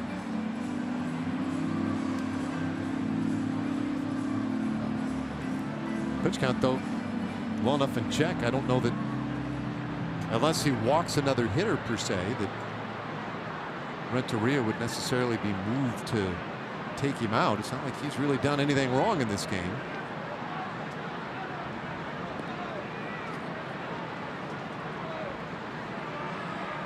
He's exceeded 100 pitches in 4 of his starts this year. There's a little tapper back to the mound. Shields thinks of second, lobs to first instead, and they get Odor. Yeah, that's a veteran move. I think he felt off the bat, even though it was a slowly hit ball, he's going to have a great shot at second base. Kiner Falefa gets a good secondary lead, a good jump, and he just didn't feel comfortable throwing it to second. And rather than maybe not have a grip on the ball and risk a bad throw, he got an out at first. So that's the name of the game. Get 1 out. Love to get the lead runner if you can, but if there's any doubt, make sure you get 1 out. Well, our bullpen look brought to you by Southwest Airlines as you take a look at Luis Avilan, the left-hander, getting ready.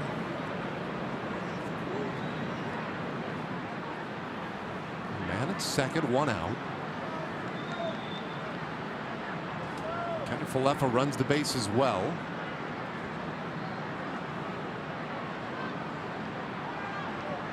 Chirinos 0 for 1. He's flat out to center and walked.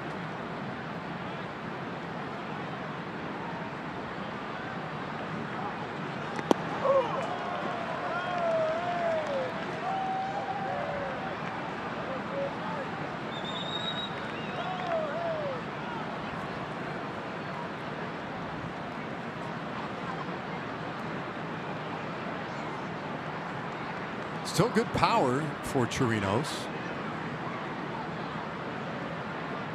Belted 6 home runs. Takes way outside. That one all the way to the backstop, and Kiner Falefa races ahead to third.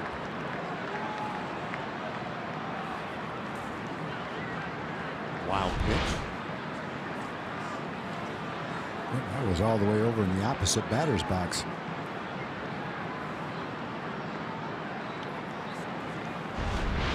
So that, go ahead, Dave. Well, as I say, I'll bring the infield in now. Yep, in this kind of a game, the way they're scoring runs this year, the way they're not scoring runs this year, they feel like they can't afford to give up another one right here. 86th pitch coming up for Shields. This one hooked foul. Strike 2. Look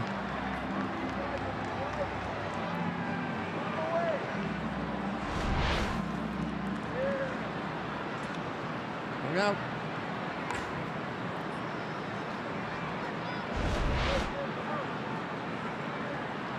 A great opportunity to add a big insurance run right here.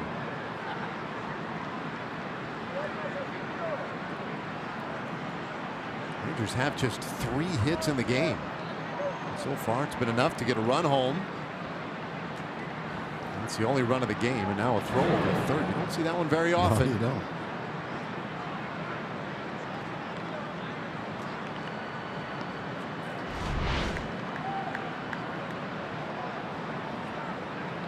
Pretty good move. It's like a left-hander with that kind of move throwing to first base. Same kind of a move. See many right-handers attempt that, though. You're right, Dave. 1-2. Fouled away again. Well, another tough and tight one here for both these teams. I feel like the Rangers play a lot of these, but then I saw what the White Sox have done this year, and I realized, well, not even close. White Sox 4-11 in one-run games this year. And that is the second most one-run losses in baseball. Rangers playing 500 ball in these really tight games.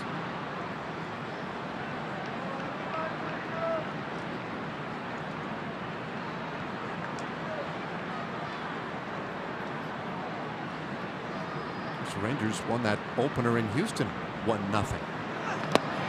Swing and a miss, and Chirino strikes out. We'll have to throw down to first.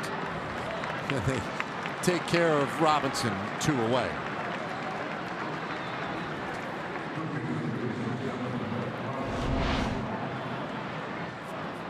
Seventh strikeout for Shields. Looked like a slider down and away. Nice job by Castillo backhanding it to keep it in front of him. Otherwise, that ball might have gone back to the screen just like the wild pitch that sent Isaiah to third base. Well, it's the skipper, Rick Renteria, out there for that conversation.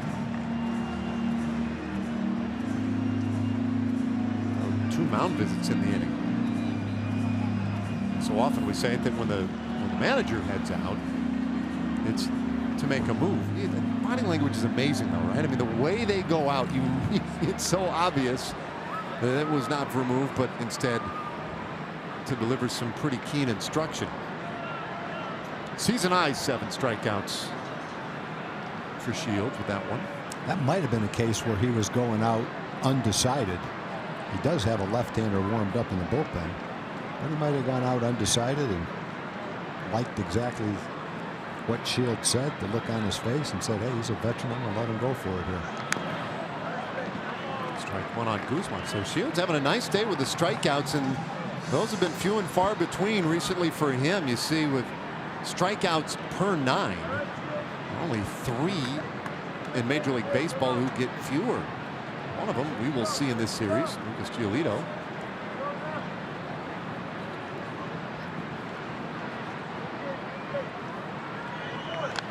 Guzman off the end of the bat, roller up the middle, handled by Anderson, and it ends the inning. 6-3 put out. Rangers leave a man at third. Well, they will stretch here tonight. Rangers leading 1-0.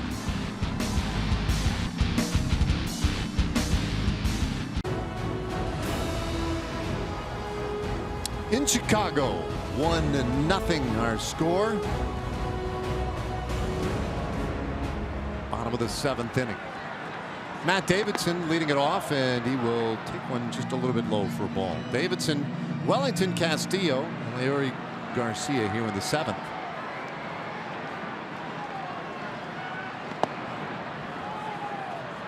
Won the count. Davidson has popped up and rolled out.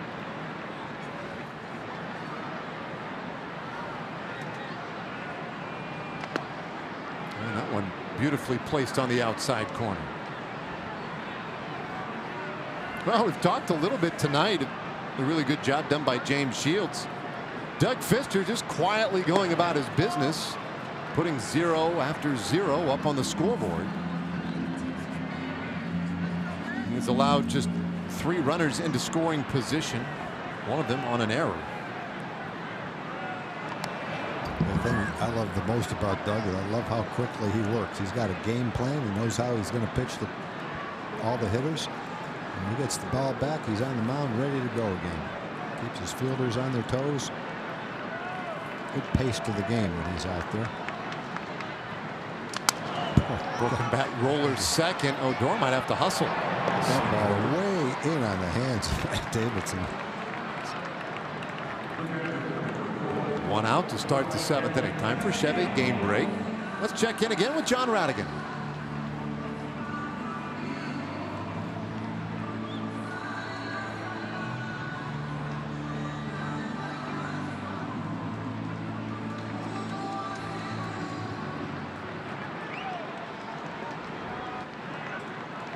All right, thanks, John.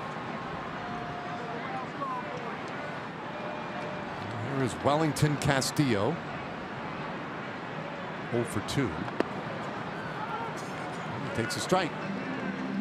Doug doing a nice job of pumping in strikes. That was his 91st pitch.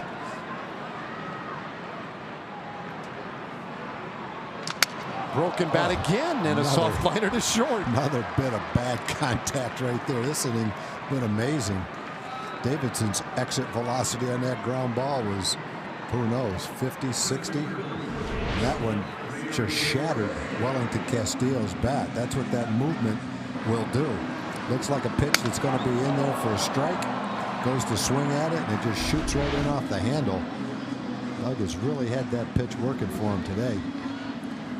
1 out away from 7 shutout innings, and outstanding start on a day he wasn't even scheduled to pitch. Knew he was going to pitch today yesterday when Cole Hamels came down with a stiff neck, and because of the off day it worked out well. He's got his regular rest. Nevertheless, until yesterday he was planning on pitching tomorrow.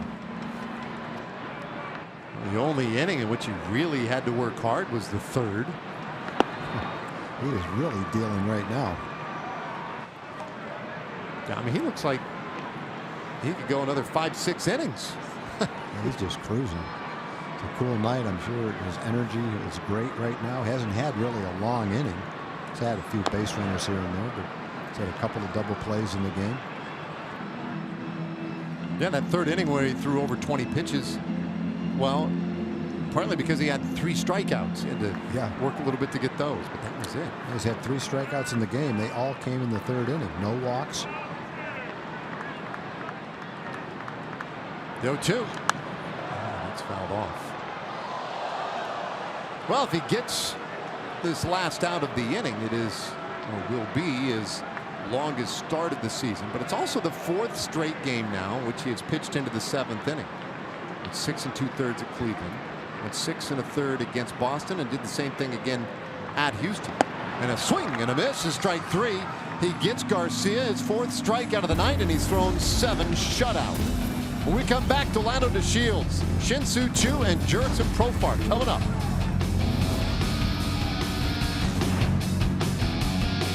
The Royals.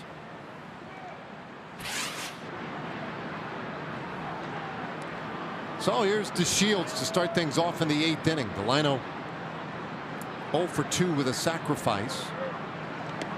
And he takes ball 1. Last time he was up, we showed you the ceremonial first pitch by his sister Diamond. 1st-round draft pick of the Chicago Sky in the WNBA. There's a foul ball to count 1-1. And we got to talk briefly to Tisha, his mom, who was a track star at the University of Tennessee, a heptathlete. And you know, you run track in the SEC, place like Tennessee, you're pretty athletic, and Delano has always said that's where his speed came from his mom. I'm sure that's a big part of the genetical makeup that he has. But at the same time, his dad was a great athlete too. His dad was middle infielder, great base stealer, quickness. He played center field just like Delano moved to center field if he had to. Top of the order guy. 2-2 the count.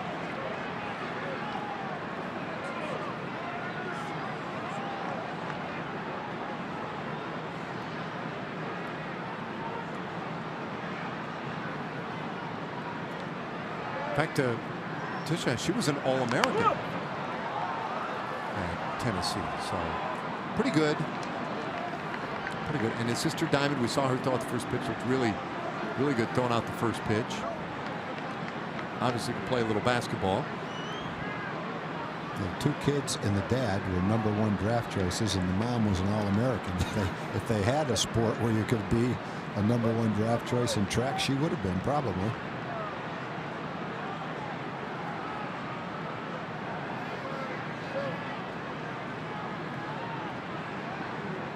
Two on the way. It's a little bit tight. That's the umpire shaking his head. Saw it all the way. Paul Nart behind the plate. If there's a pitch an umpire's going to be able to see perfectly, it's the one on the inside part of the plate to a right-hand hitter. Watch where he sets up. It's on that inside part of the plate. This one down the right side and heading foul out of play. Oh, Delano stays alive. Rangers' 1 run came in the 3rd inning, and a big part of it was a sacrifice laid down by Delano.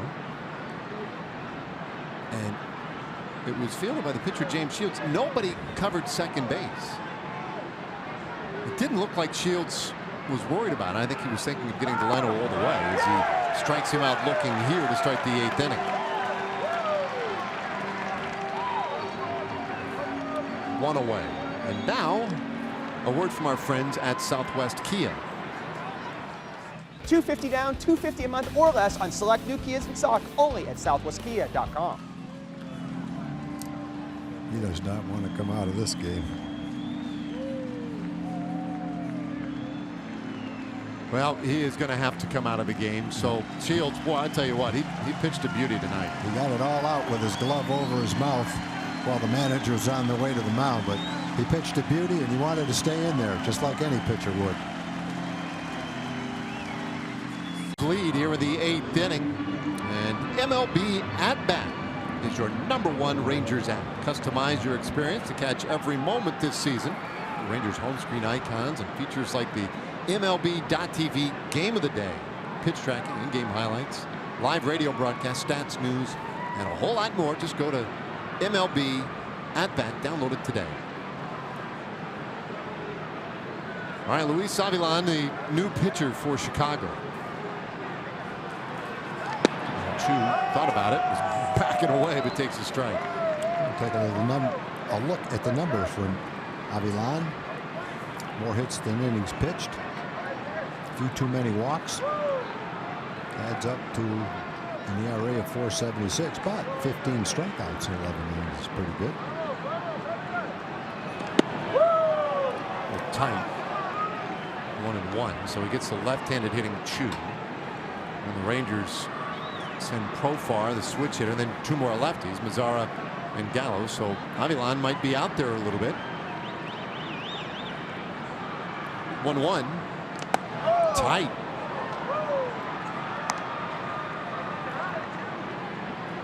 Chu has the RBI single that was in the 3rd. A game in which the Rangers have a run on 3 hits. White Sox scoreless so far tonight on 6 hits.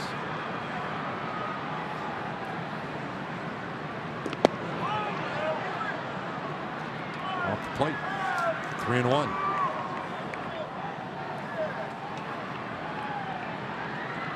So Chu at tonight's game, you think the last 11 games has 10 hits and 45 at bats. 3-1. He fouls it back. It's a full count.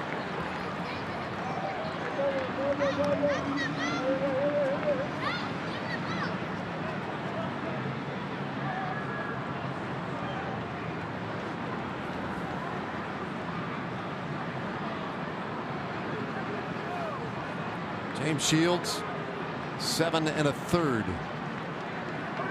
tonight for the White Sox, but will not be enough. He left trailing 1-0. And Avilan's 3-2 pitch to the foul ball.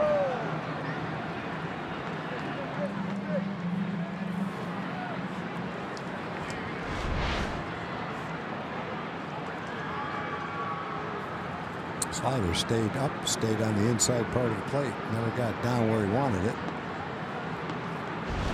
Being a pretty good pitch for Shinsu.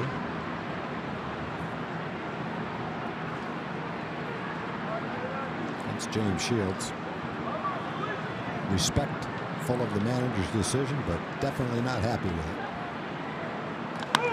Bouncer left side. That one is through. Base hit. Machu with his second hit of the night. Yeah, and both ground balls found holes in the infield. One went to the right side of second base. That one to the left side of second base. Fastball. Chu goes the other way, and see a lot of room over there. But that one went between the two fielders. Don Cooper, longtime pitching coach here in Chicago, out to the mound here after one batter. We'll have a long conversation with Avilan and the rest of the infield. There's Coop. Very well respected. Boy, they have had a lot of success with pitchers here under his tutelage. Avilan, a new face to the club this year. He was a Dodger last year. Came over to the White Sox as part of a 3-team deal in January this year, just after New Year's.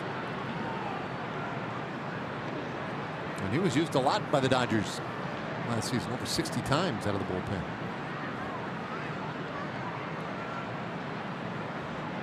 So Profar, that right side of the plate.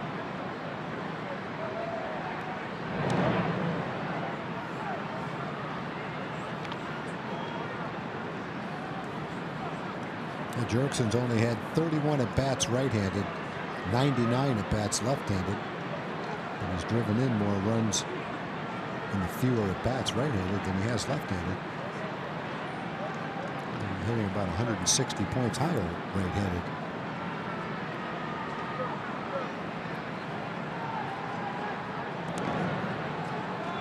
Another look at Chu.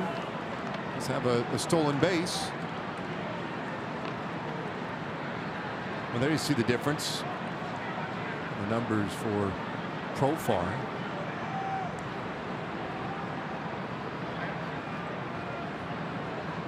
Listen, 3 tries so far in this one tonight. The infield double play depth. Pitch on the way. Floats in there for a strike. Interesting stat on the scoreboard for Avilan. Did not allow an earned run in 35 consecutive games for the 2013 Braves. It's the 4th longest streak in big league history. I bet no one knew that.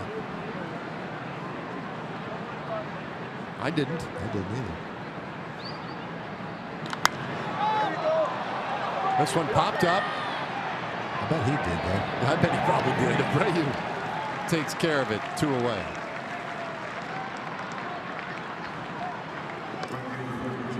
Hey, Rangers fans, come on out May 24th for an autograph session with Nomar Mazara, the Whataburger at 3204 Town East Boulevard in Mesquite. It's 10:30 a.m. Now, while there, sign up to be the Whataburger What a Fan, and you could win tickets to a Rangers game and Whataburger for a year.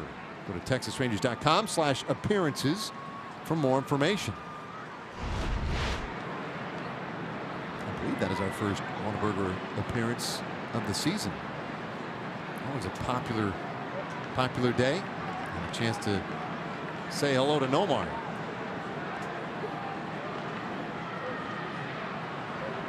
Now Mazara's 0 for 3. And Avilan bounces that one up there. Wow, the throw down to first nearly got away from Abreu.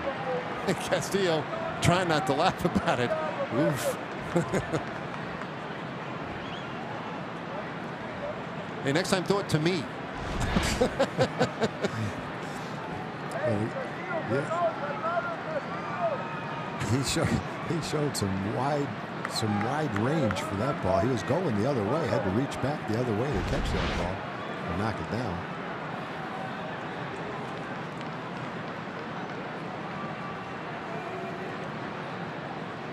1-0 to Mazzara. Avilan again throws over. Boy, they are fascinated with Chu. Yeah. I must think he's on his way to stealing 60 bases.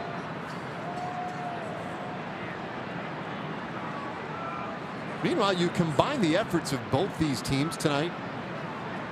They've had 23 at-bats with men on base. And the two teams have combined for 2 hits in those 23 at-bats. That's a good lead right there for Chu. But not going. 1-1.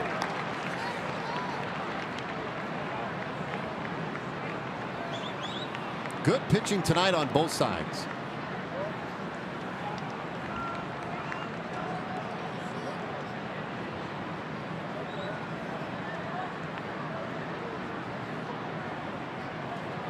Avilan very deliberate between deliveries.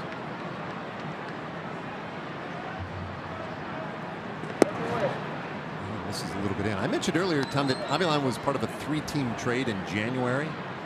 Every time I see these things written up, right, in media guides, confuse the heck out of me. You know what I mean? Because it's like, well, this guy's going to this team. We have 4 players going from that one, and then this guy in a bag of balls is going to head over there, and it's almost like that little shell game. I can't keep track of who's going where. Chopper, first base, and that one's a base hit. Nobody home out there in the right field corner. Chu around third. He'll head to the plate, and no throw offered. All the way to third is Mazzara. Wow, and it is 2-0 Rangers. You talk about finding some real estate. There was just nobody home down there. Yeah, that was a well-placed chopper. It looked like it had some top spin on it because even though it wasn't hit very hard, it still rolled a long way. And Thompson goes over to get it. By the time he got down the line to get this ball, Chu was going to score easily. Tony Beasley waved him around all the way. Moncada got the ball, didn't know what to do with it. He looked home, he looked to third base a couple times, and then pretty much after Nomar reached third base, he launched it toward third. A triple for Mazzara. First for him since July 1st of last year.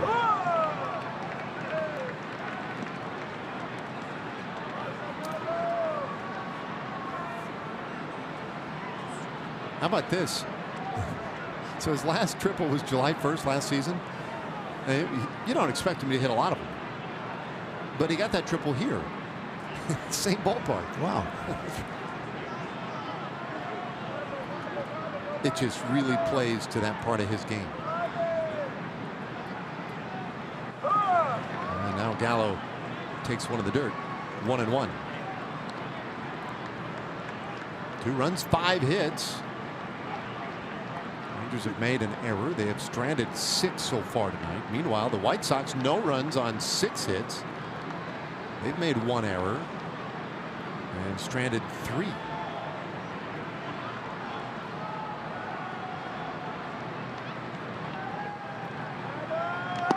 Gallo takes in. Oh, on the corner. 1-2.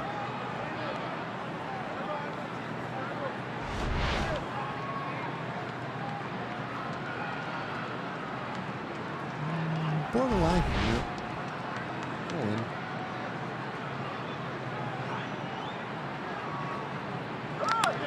This one out to center field, slicing away, and on a diving stop, Garcia. What a play. And that ends the inning. Gallo robbed on that low liner. But the Rangers had a run. And we go to the bottom of the 8th.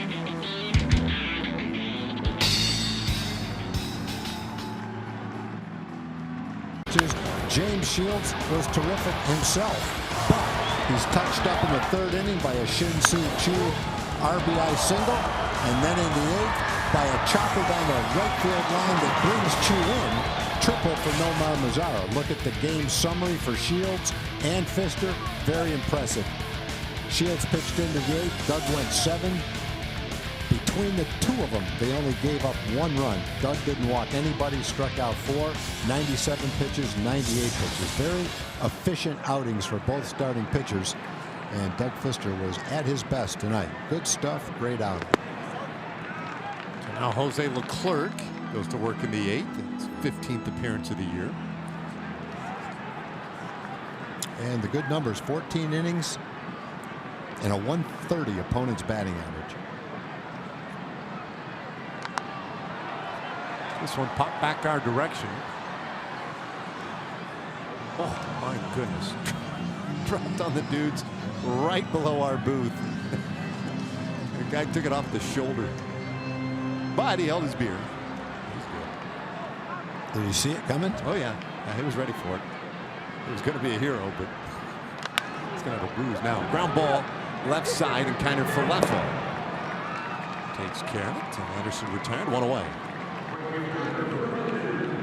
Okay, our Lowe's whole team together. The Rangers bullpen this year, you look at the innings pitched by man, and Leclerc right there with a little better than 14 innings so far. Jesse Chavez leading the way. Now for a team that has racked up a ton of innings in their bullpen, well, they've spread it out pretty evenly. And they've benefited by the nice outing by Bartolo Colon yesterday and Doug Fister today. Guys late in the bullpen will end up getting in both games, but other guys who have thrown quite a bit, combine that with an off day a few days ago. They did have a long game and some bullpen usage in the first game in Seattle, but the 2 games after that and the off day before it should provide some pretty good rest for most of the guys out in the bullpen. 0-2. Put it up there. Ball 1 on Trace Thompson. Thompson 1 for 2.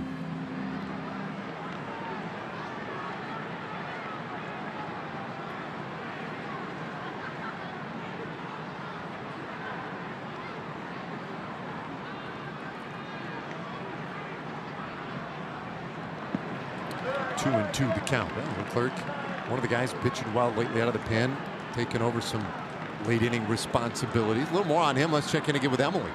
Leclerc says he feels like he's pitching the same as he was last year, but there's a newfound confidence because of the experience that he did have last year. He can call on that. He said now he feels less nervous and now more excited because he's better prepared and he can trust himself a little bit more than he did maybe in the past.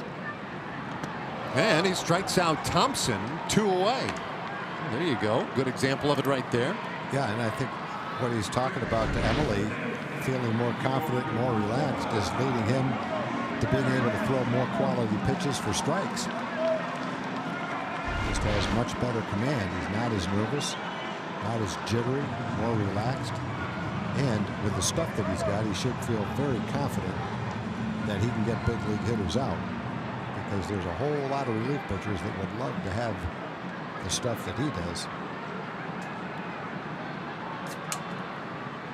Well, he's taking care of the first 2. Now Yoan Moncada. And Moncada takes one off the plate. 2 hits tonight for the switch hitting second baseman. He's also struck out.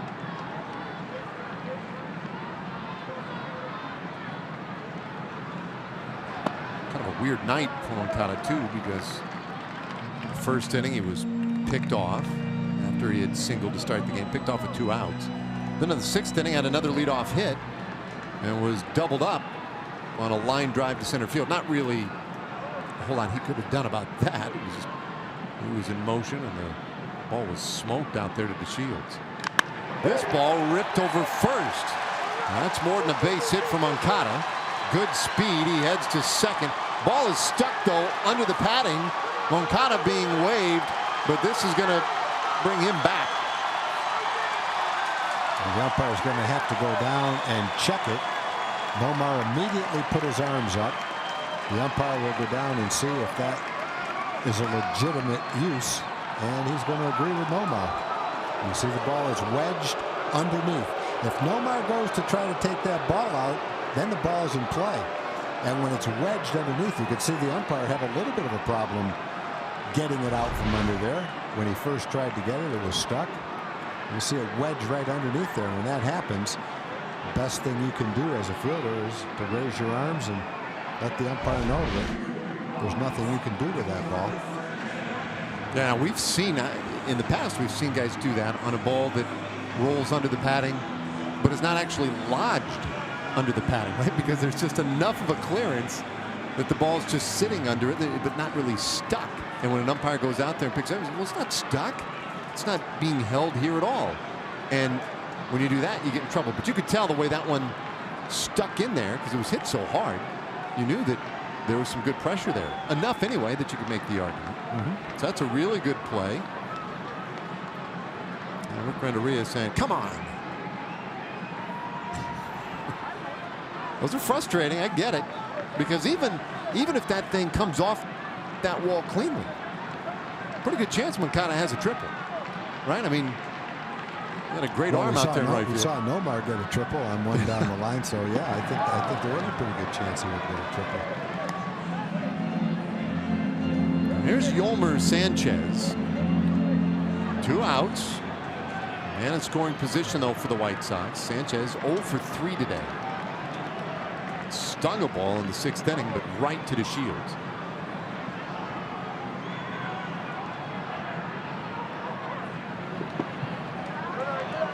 One.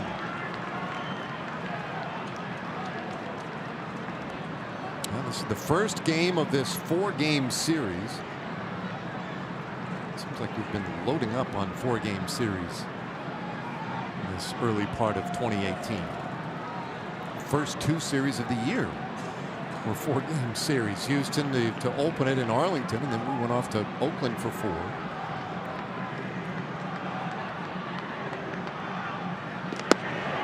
In there, and it's 1-2.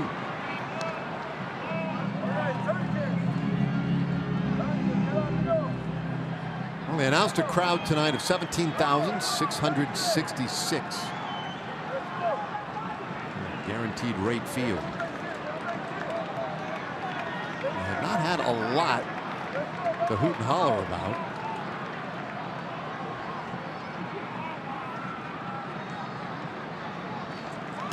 That one gets away. Moncada will head to third. And so now with 2 away, they have a man just 90 feet away.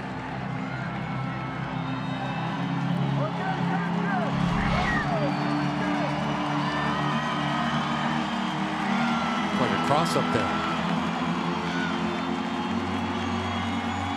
Sanchez has been swinging a hot bat.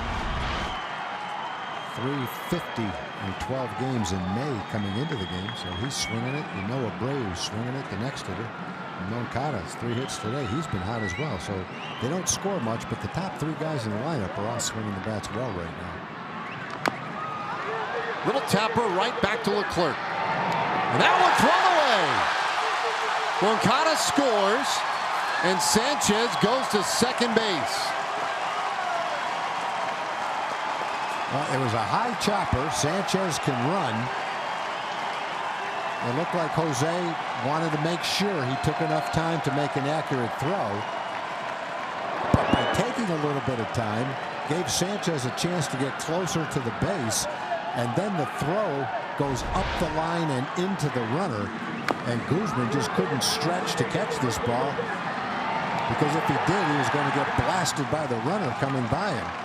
You see the ball go right into the runner. That ball's got to be 3 feet on the other side of the base, so that when Guzman goes to stretch for it, he's stretching towards second base and not right into the runner. Well, now a mound visit. Doug Brocail trotting out there. The intentional walk offered to Abreu, so he is at first now, setting up a force on any of the 3 bases out there. So it was a pass ball. They got Moncada to third base. Not that that would have mattered a whole lot. And then an error, a throwing error on Leclerc. Second error of the night by the Rangers. Both of them charged against Rangers pitchers. Doug Fister picked up an error earlier in the ballgame. That was back in the 5th. Some challenging plays at first base tonight for the Condor. Well, the intentional walk. Nicky Delmonico, the left-handed hitter, Be the next man for Leclerc. If a first baseman stretches to catch that ball, those are the ones where he gets hurt, when the runner runs into an outstretched glove arm.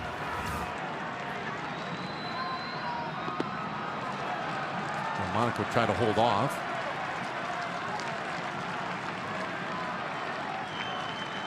One for 3 in this one. Well, a tying run out there at second. The go-ahead run at first for the White Sox. Rangers lead by a run.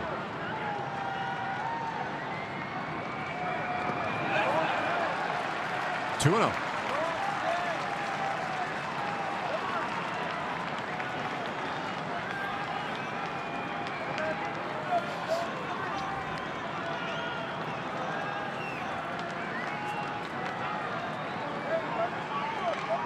Just referencing it, Tom, the guys at the top of the order for the White Sox have all but swinging the bats pretty well. Nicky Delmonico, however, their cleanup hitter, has really been cold lately. And here in a very big spot.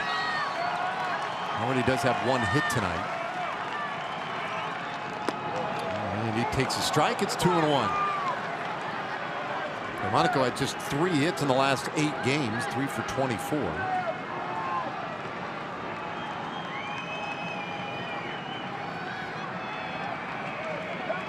And 35 games this season, 1 home run for him. And last year, I mentioned it, had 9 homers in 43 games.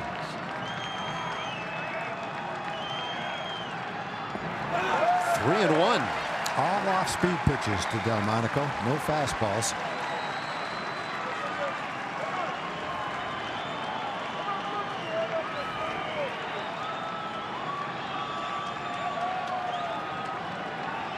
No, it looked like he was in control. They got the ground out of Tim Anderson. Struck out Trace Thompson. Okada hit the double that lodged under the padding out there in right field. The throwing error, the intentional walk, and now a dangerous 3-1 count. Here it comes. That one right in there. It's a full count. Another off-speed pitch. All right, Kevin Jepson getting ready.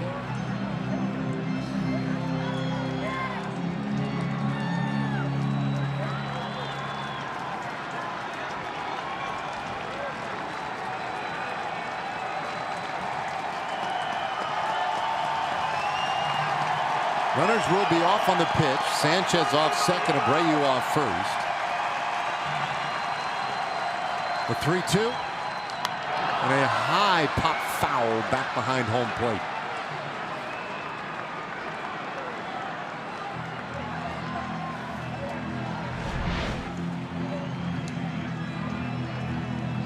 Looked like a slider.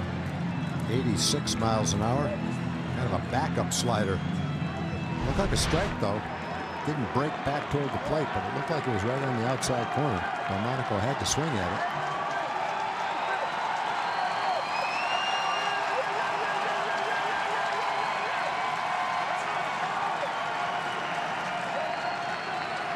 Another 3-2. And another foul ball. Delmonico, initially a 6th-round pick of the Baltimore Orioles back in 2011, and just couldn't quite get to the big leagues. Bumped around their minor league system for several years, then finally signed by the White Sox as a free agent in 2015.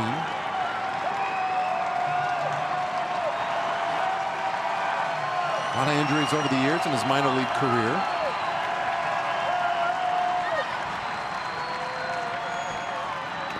Whoa.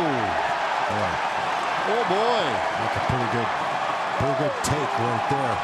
After a 96-mile-an-hour fastball, 3-2 pitch, borderline pitch, off-speed pitch. He was able to take it. Fooled by it, but still able to take that pitch. Boy, that's one. If you're a pitcher, you want that one. Oh boy, look, you see Banny in the background.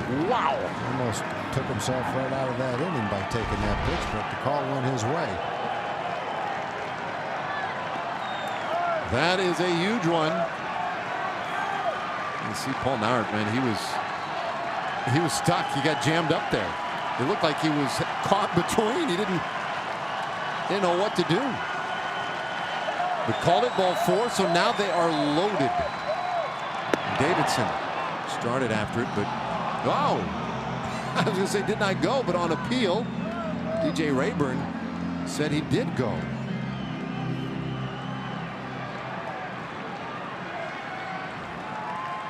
You see Sanchez third, Abreu second, Delmonico at first. An error, an intentional walk, and then a long at bat that ended up in a walk. A run already in. That looked good. Strike called. Count 0-2. Two more off-speed pitches for strikes. Even though he's throwing a lot of off-speed pitches, if you're Davidson, you still know he's throwing 96 miles an hour, so you've got to honor the fastball a little bit too.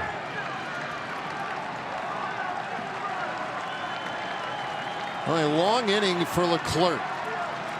He's allowed a run, loaded the bases. Now the 27th pitch. He delivers. 1-2. No doubt what his go-to pitch is when he's in trouble. We've seen it this inning for sure. That's a changeup.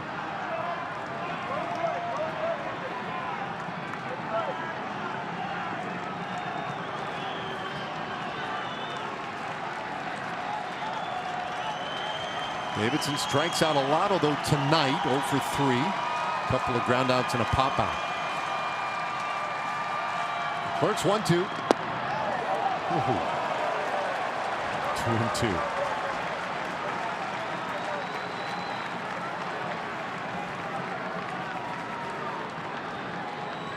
A lot of borderline pitches, a lot of close calls. Two young teams off to slow starts this year and battling it out in a one-run game here in the bottom of the 8th inning. Another 2-2. And it's a full count. Oh boy.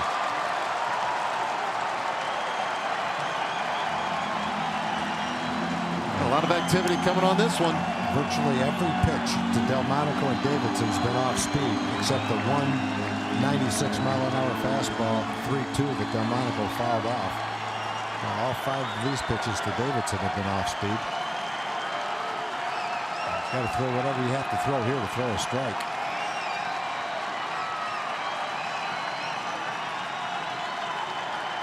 Runners everywhere, and they'll be taken off. There they go, the 3-2. Ball 4, and we are tied up.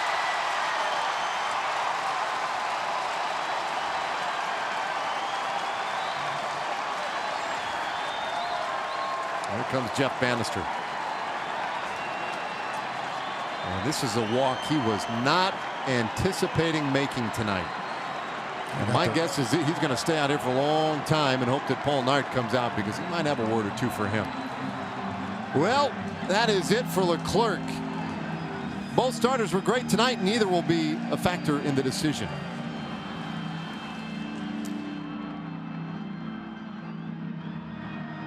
We stand ready to serve all military families. Well, there you see it, a tie game, bases loaded. Kevin Jepson is on to pitch for the Rangers, but here's what happened while we were at break. You see Jeff Bannister was waiting for Nart to come out there. Nart wouldn't. Nart was telling him, please, let's not have this conversation. All right, here we go. And then it really got interesting. These two went nose to nose for a few minutes. Well, you know that Banny knows where that pitch was that Delmonico took on the 3-2 pitch. Looked like it was a strike. Obviously, the Rangers, all big league teams, have replay capabilities. Although I don't think Banny's surprised to hear that it looked like a strike. He jumped up from the dugout the minute it was called a ball. You could tell from the dugout it was high enough. And sometimes they go your way, so they go your way, sometimes they don't. Umpires have a tough job. That was a close pitch, and unfortunately it went the way of the White Sox. Well, and you still had a chance to get out of the inning. Yeah, absolutely. You know, absolutely. That didn't score a run. Well, it was the subsequent walk to Davidson, and now Jepson takes over. Castillo fouls off strike one. Numbers for Kevin this year. This will be his 20th ball game. Appeared in a lot of games, but not a lot of innings. Only 16 innings in the 19 appearances.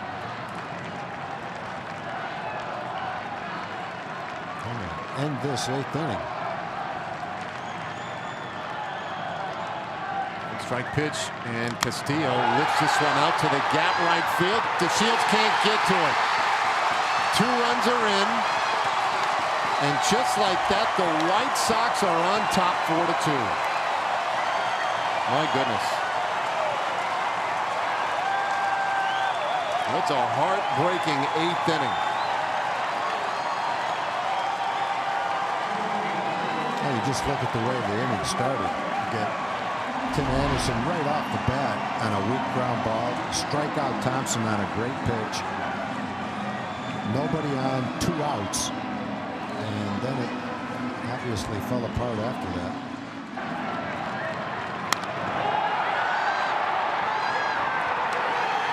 Jose didn't help himself when he threw the ball away on the little tapper from Sanchez. The borderline pitch was called a ball and not a strike.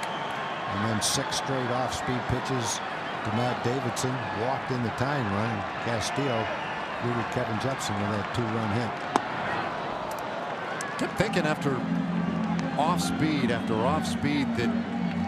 Leclerc, whether it by design or not, had really set himself up for the fastball, right? A chance to just blow one past him. Well, he tried that to Delmonico. Delmonico fouled it off after all off-speed pitches, but he mixed in one.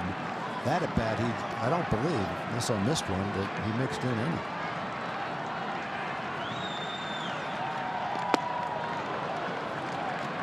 One and one to count.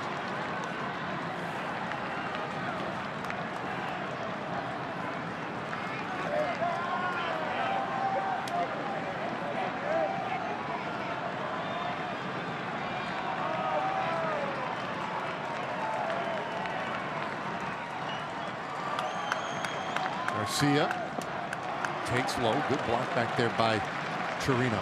2-1.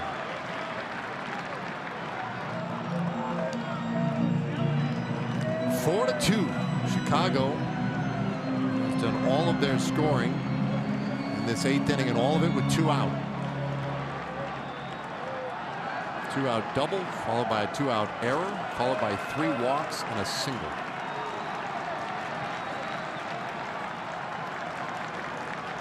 Ninth batter of the inning. And this one lofted out into short left field. Gallo coming in. He's got it. And the inning is done. But a 4-run 8th for Chicago. White Sox lead by 2. Kind of full effort to start things off in the 9th as the Rangers try to rally.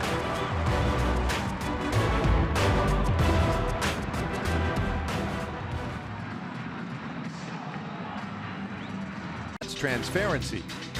And by Ford. Visit your local Texas Ford dealer today. Ford is the best in Texas. All right, last chance for the Rangers all of a sudden here in this 9th inning, down by 2. A wild one tonight. A 4-run bottom of the 8th inning has given the White Sox the advantage.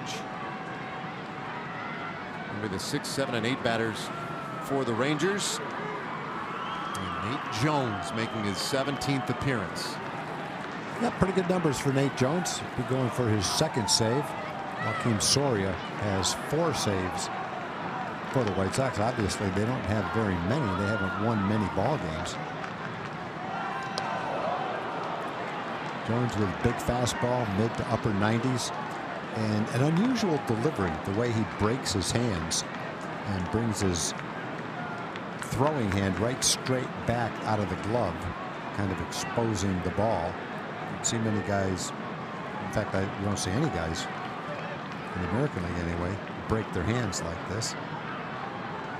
Whoa.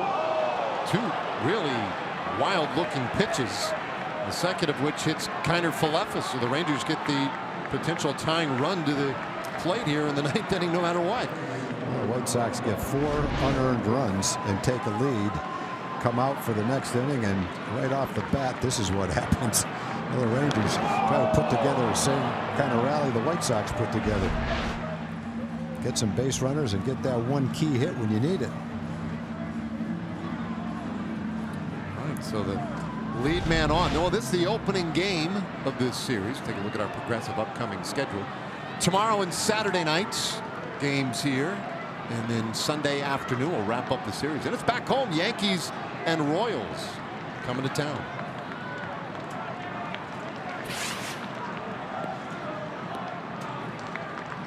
Lead man on for Rougned Odor.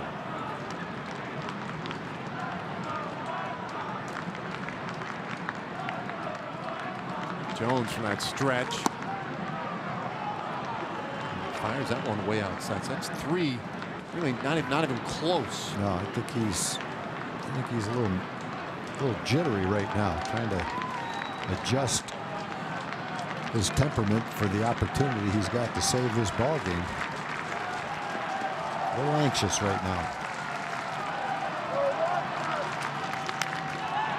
Popped up. Right along that first baseline. Abreu tucks it away. He hadn't thrown a pitch close to a strike. That was a borderline pitch. It looked like a ball. A little bit high, maybe. No, right at the top of the strike zone. He had a good swing at it. Just got underneath it a little bit.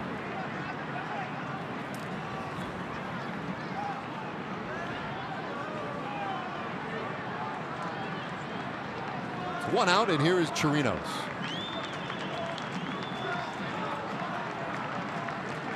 Trying it for Leffa, holding close to the bag over there at first. Jones, a tall right-hander from Butler, Kentucky. And he gets that one in there for a strike. Chirinos has walked. He's also struck out and flied out.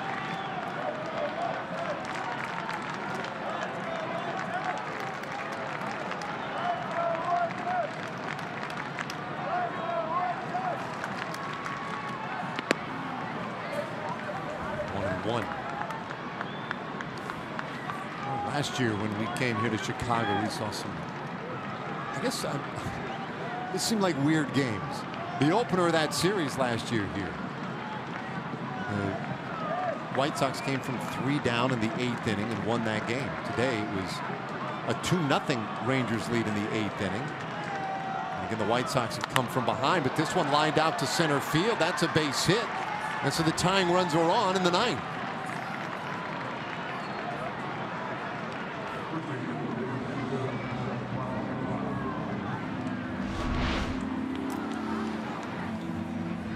A high slider that kind of flattened out. Robinson lined it into the outfield for a base hit. So Rangers coming right back here, down by 2, but they've got a couple of men on. Ronald Guzman's had some good at bats on this trip. He's the go-ahead run at the plate. Top of the order coming up after this.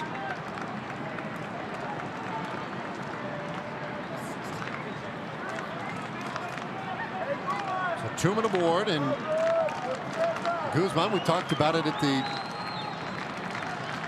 open of the broadcast, very early in the broadcast anyway. He's had some big spots late in games and has found a way to deliver. In fact, had a go-ahead RBI the other day in Seattle. You see Rua taking over there at first base for Chirinos. Good speed out there, good base running. 9th inning. Tying runs on. Bouncer, first base, tough play. Abreu knocks it down. And I don't know what's going on. Guzman never left home plate. He said it hit his foot. I mean, generally, if a batter hits a ball like that and never moves, and then says it hit his foot, I didn't think it hit his foot, but I gotta believe him because he didn't even take 1 step out of the batter's box.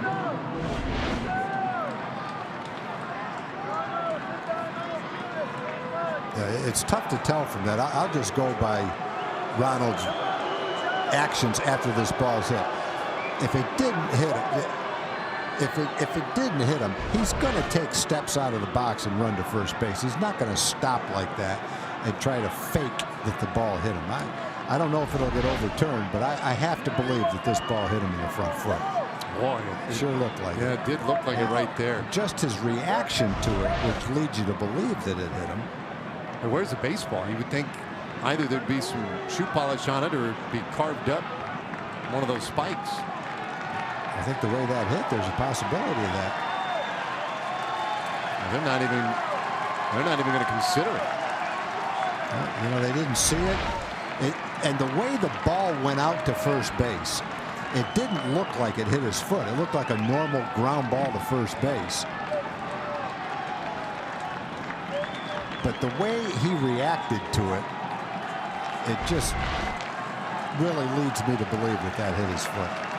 It's not going to change anything, but I just don't think he would have stayed in the box if it didn't hit him. Meanwhile, both runners advance, but 2 outs now. And the Shields takes a ball. So certainly not an ideal result, not even close, but get to the outfield. Drop a base hit in there and you'll pick up a couple of runs. Just like the White Sox did.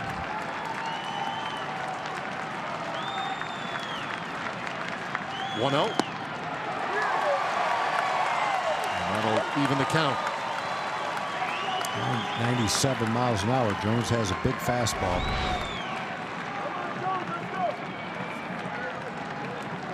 Borderline pitch right on the inside corner. That's a good pitch to take right there until you get 2 strikes on there.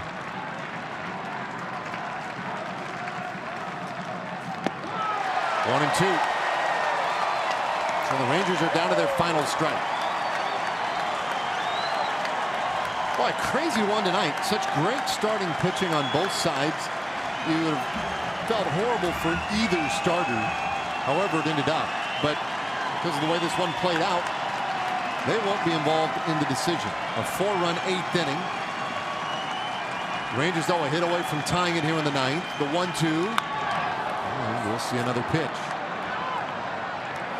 Yeah, and really all you have to do is go back to the 4th batter of the 8th inning for the White Sox after Moncada had the harmless double down the right field line with 2 outs. Leclerc had the 3rd out on the chopper back to him. He took time, but he had plenty of time to make the throw. He just threw a bad throw to first base. And as it turned out, so far, that's the difference in the game. Well, that led to the difference in the game. That would have been the 3rd out, 4th hitter of the 8th inning. But the bad throw just allowed a lot of other things to happen after that. Kiner Falefa at third base. Got on, hit by a pitch. 1 out later, Chirino singled and Rula took over as the pinch runner. He's at second. 1-2. A swing and a miss, strike 3, and this one is going to be a tough one to accept tonight. 4-2, the final score for the White Sox. Just their 4th win at home this year.